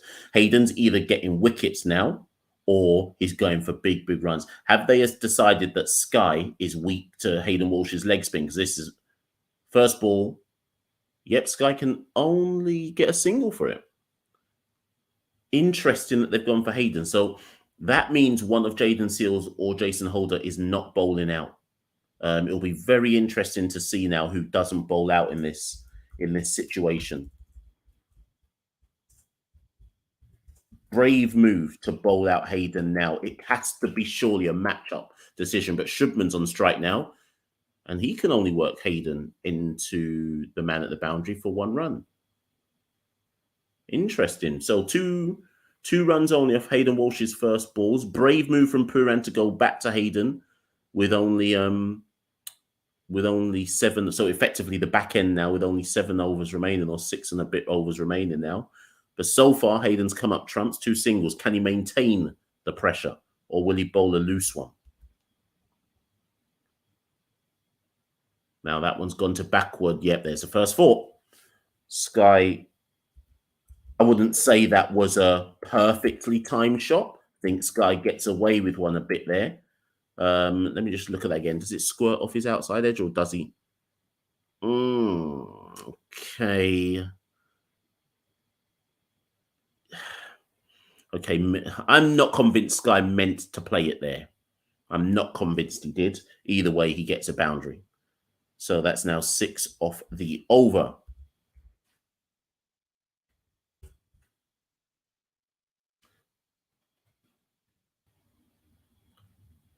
And that one is another. Oh, is that stopped? Is that stopped? Is that stopped? What's that? What's that? Excellent fielding there. Was that Pooran on the boundary there? That's some fantastic fielding. I was about to say, and that's another 4, but Pooran slides on. They're going to have to look at this because maybe Pooran's foot is on the boundary. He slides across perpendicular with the boundary rope. Doesn't take as he's taking it on the floor, he scoops it to the other man running around the boundary. I don't know who that was. Did his foot touch the rope? No. Before he falls into the rope, he throws it in the air to the other fielder coming round the boundary. And what looked like a 4 has turned into a 2. That's magnificent fielding on the boundary by Pooran. 8 runs off the over, 2 more balls to go. Now that is as that's out. It's worked. It's worked. Sky's gone for it. Hayden Walsh has struck. The 2 balls earlier when I said I don't think Sky intended the shot that he got the 4 for. This time Sky tries to blast Hayden Walsh all the way to Tobago, but all he can do is catch the outside edge, and he's gone high in the sky to the man on the perimeter. And Pooran's tactic of bringing Hayden Walsh in for the matchup for Sky, because that must have been why he did it, has worked. So Sky is gone. Credit to Hayden Walsh for sticking at that. And Sky goes for 8. Court Brooks, bowled Walsh. And India are 211 for 3. Quick runs. Quick runs will be the death of them. Sorry, people. Let's go back to your chat to see what you're doing.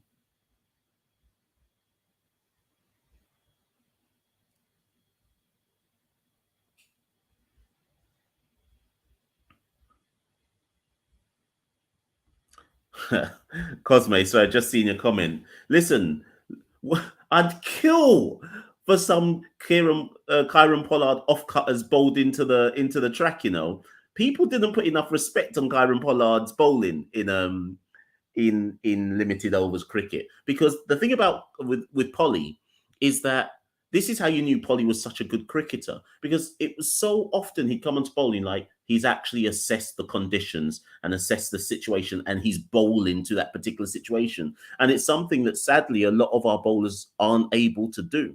Boy, I'd kill for his 4 over set.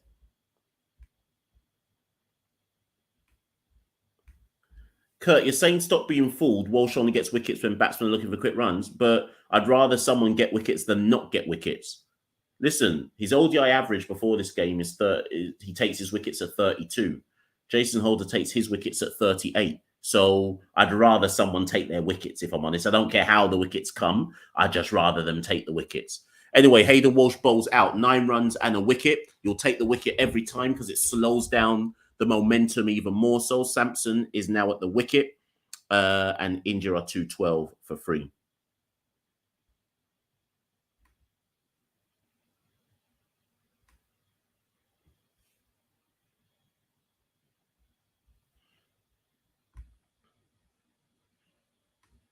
So I said India should want 280. That's still there's still a possibility there. It can still be done.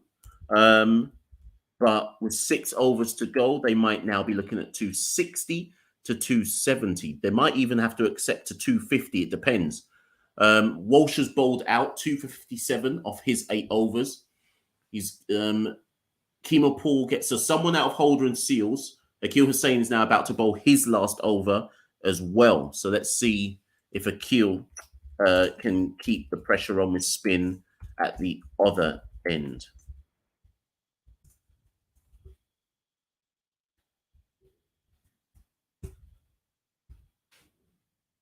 First ball bowled onto Sampson's pads, and he just works that through the covers for 1. We move.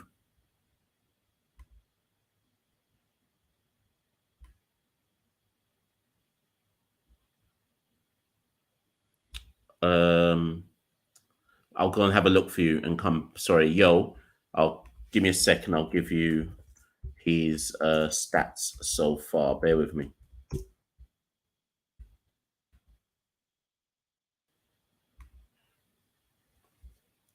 Keel's second ball is cut down to the man coming in off the boundary. It's another single. Right, so Gudakesh Moti currently has 8 wickets at an average of 17. So he's had a really good start to his ODI career. So obviously once he's back fit, he will come straight back into the side. Third. Oh, was that a miss stumping? Wait. That ball's gone straight through Samson. Has Hope missed a stumping, or has it just... No. I need another replay on that. What's happened there? Was Samson even in his ground, or was it just a nothing? I don't think it was a stumping chance, but it was a beautiful delivery. Beat Samson in flight. Oh my God, that's poor fielding.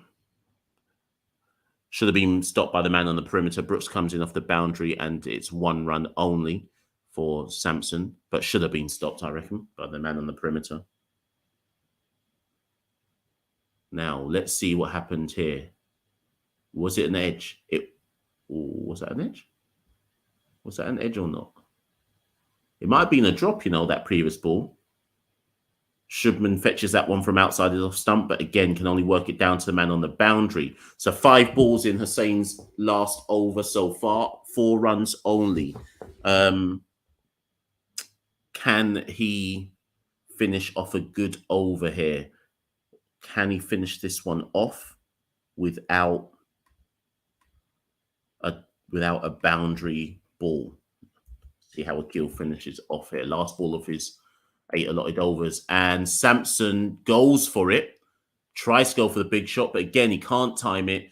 Hayden Walsh comes in for the boundary, 5 runs only off that over, and Akil Hussein finishes with 8 overs, 1 for 41. That's a good day's work at the office for Akil. India are 217 for 3 off 35 overs. This has been a really good comeback in the last few overs from... Let me get the order there. So in the last, let me get a few people. I'd love to have my stats backing up my points here. So in the last 4 overs, India have only managed to take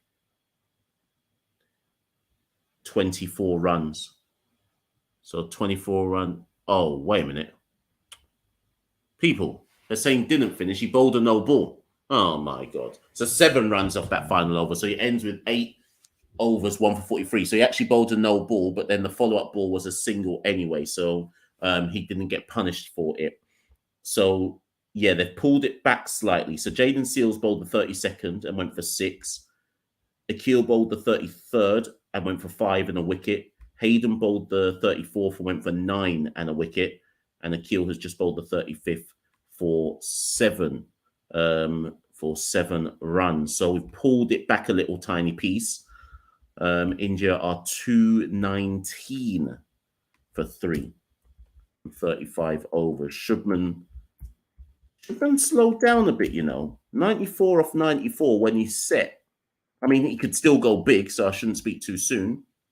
And Seals is back in to bowl his 7th over.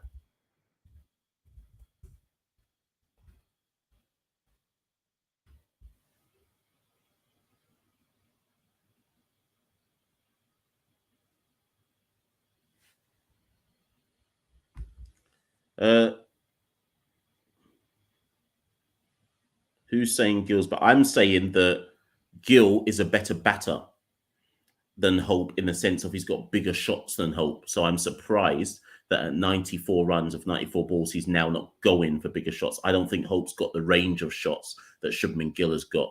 Seals bowls onto the pads, but Shubman can only work that out to the man on the boundary. Yeah, yo, was that a drop? Was it? I couldn't work out from the replay if they were saying it was a nick or if it wasn't.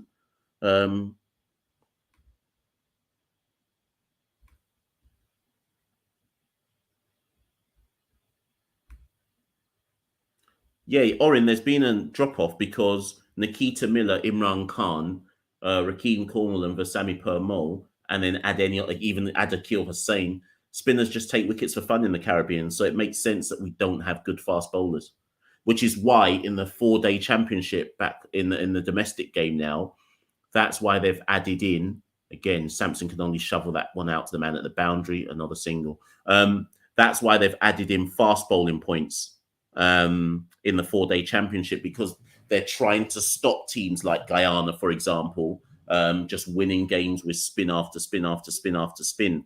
and forcing teams to try and develop fast bowlers to pick up more points.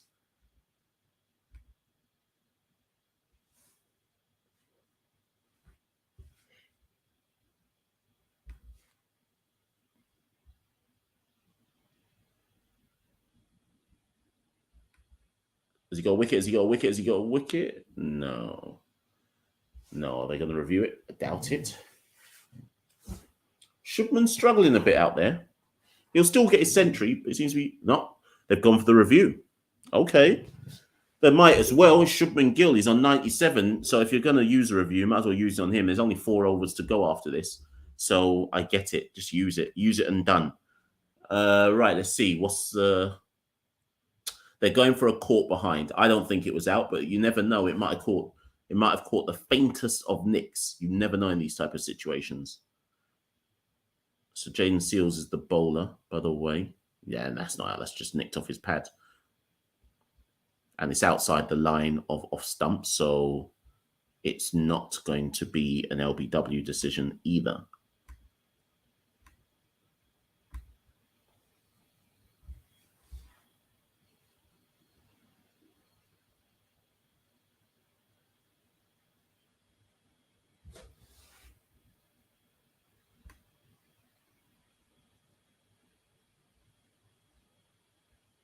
Yeah, clear gap between bat and pad.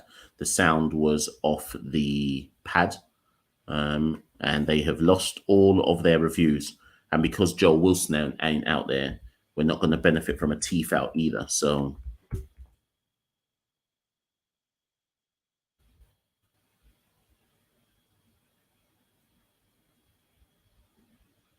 they'll check LBW, but it's obviously outside the line. It's obviously outside the line or stump. Impact outside, review lost.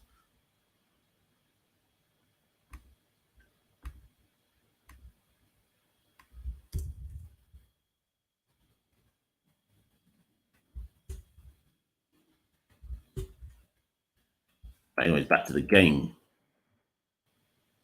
Is that cut off again by the man boundary? It's good bowling from Seals, so he's got one more ball to go, and he's only gone for 5 runs off his 7th over. Much better after coming out and getting licked down for 13 after the rain break. He's found much better control in this second mini spell.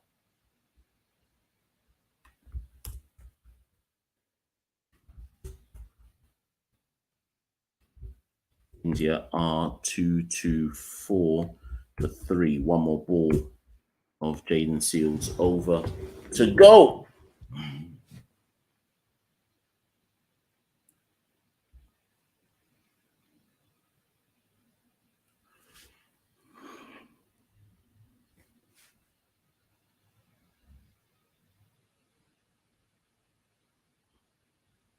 I don't know what this weight is. Anyway, Samson back on strike for Jaden Seals. And he can't. Good bouncer. And that's just slapped into the square, runs through for a single. 6 runs off that over. Good over there from Jaden Seals.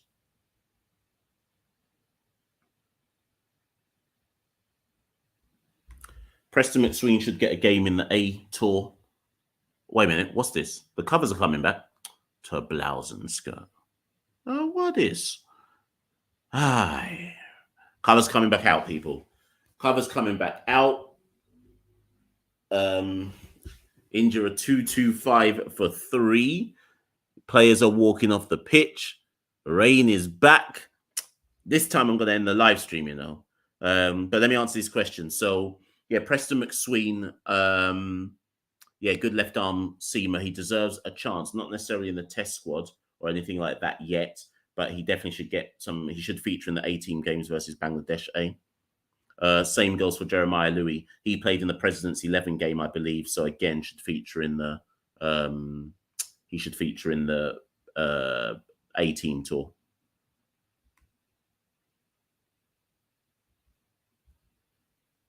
Yeah, I agree with you, Sanjay.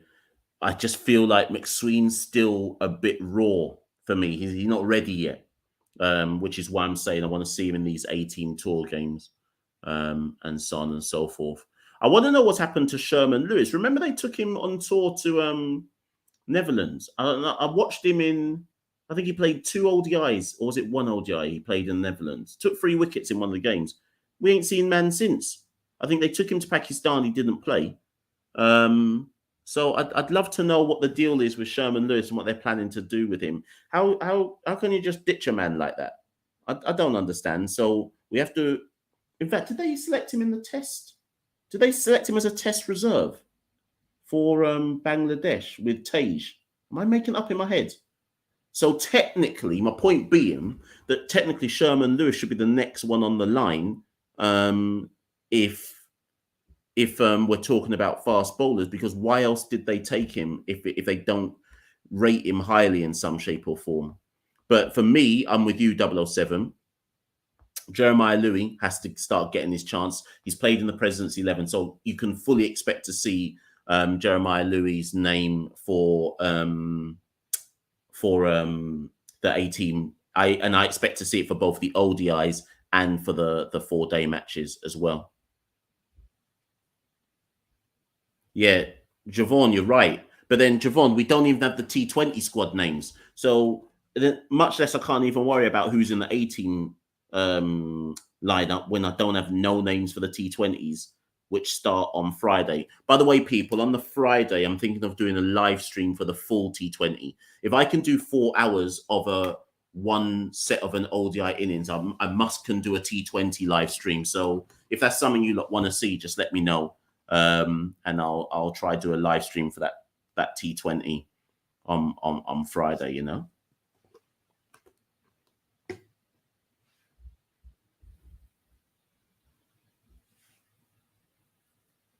Right, so people, so the rain is out. I don't know if it's a brief shower. I don't know if that's going to end off the innings for India. So they're 225 for 3 of 36 overs. So their run rate is, what's their run rate? 6.25. Yeah, that rain's getting heavier, people. So India's innings is done. Whatever's happened, India's innings is now done out. So Gill won't get his century. They're not going to come back out for India to finish their innings because they've already lost overs, remember. So our best bet, you lot can say I'm being harsh by saying it, but our best bet is this now rains long enough for Duckworth-Lewis to reduce this to a 20-over game. But the problem is we've dropped Ramara Shepherd, we've dropped Rothman Powell, so we don't necessarily even have the players for it to be introduced to a 20-over game anyway. But that rain looks pretty heavy. So yeah. So Javon, quickly answer some questions before I go. Who do I want to see in the A-team squad? So Tej will be in there. Jeremy Solizano will be in there. Jeremiah Louis will be in there. Casey Carty should be...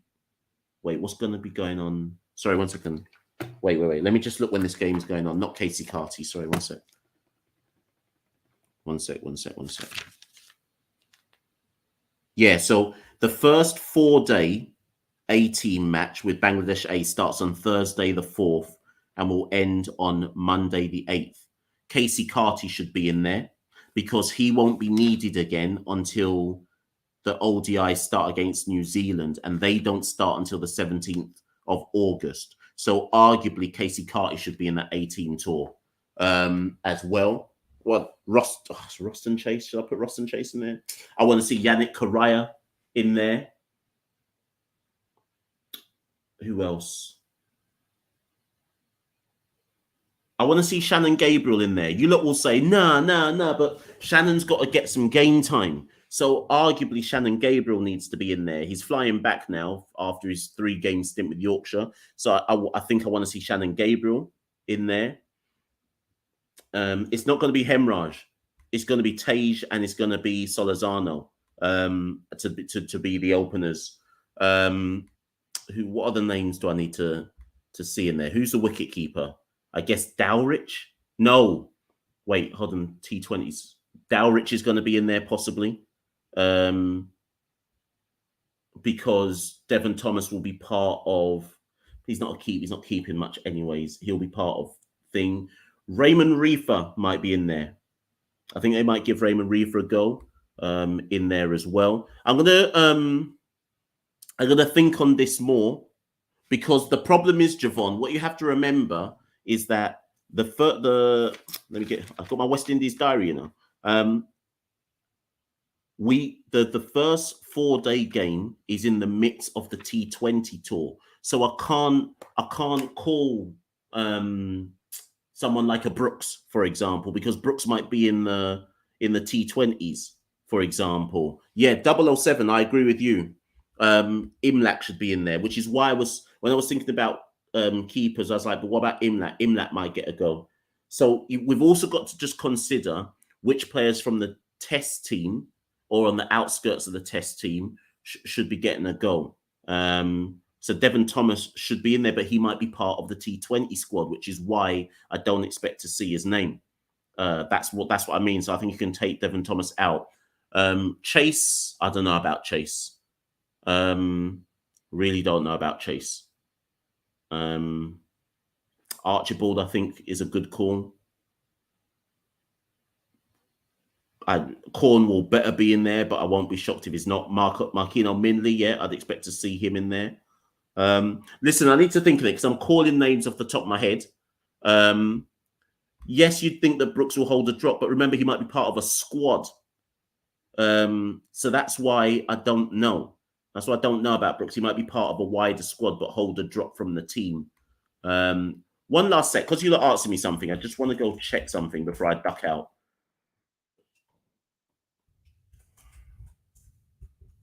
I can't believe I've been on this thing for 6 hours. Obviously, some of it I wasn't even here because I just locked the thing off. But you lot got me out here just doing up stuff, you know.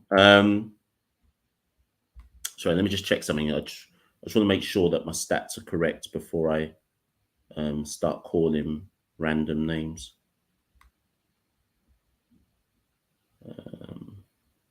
Sorry, people, I'm on the wrong. Bear with me, people. Bear with me. I want to make sure I get something correct here.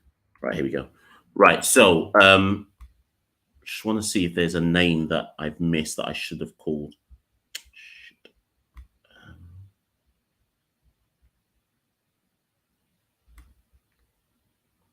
Right, here we go. There's a batter I'm thinking of who should be there, who we're all missing. I just want to double check that I haven't. No, I've called everyone, actually. Everyone I've called. Yep. I don't think there's anyone missing. Kieran Powell would probably say he should get a chance, but I'm more than fine for moving on from there. And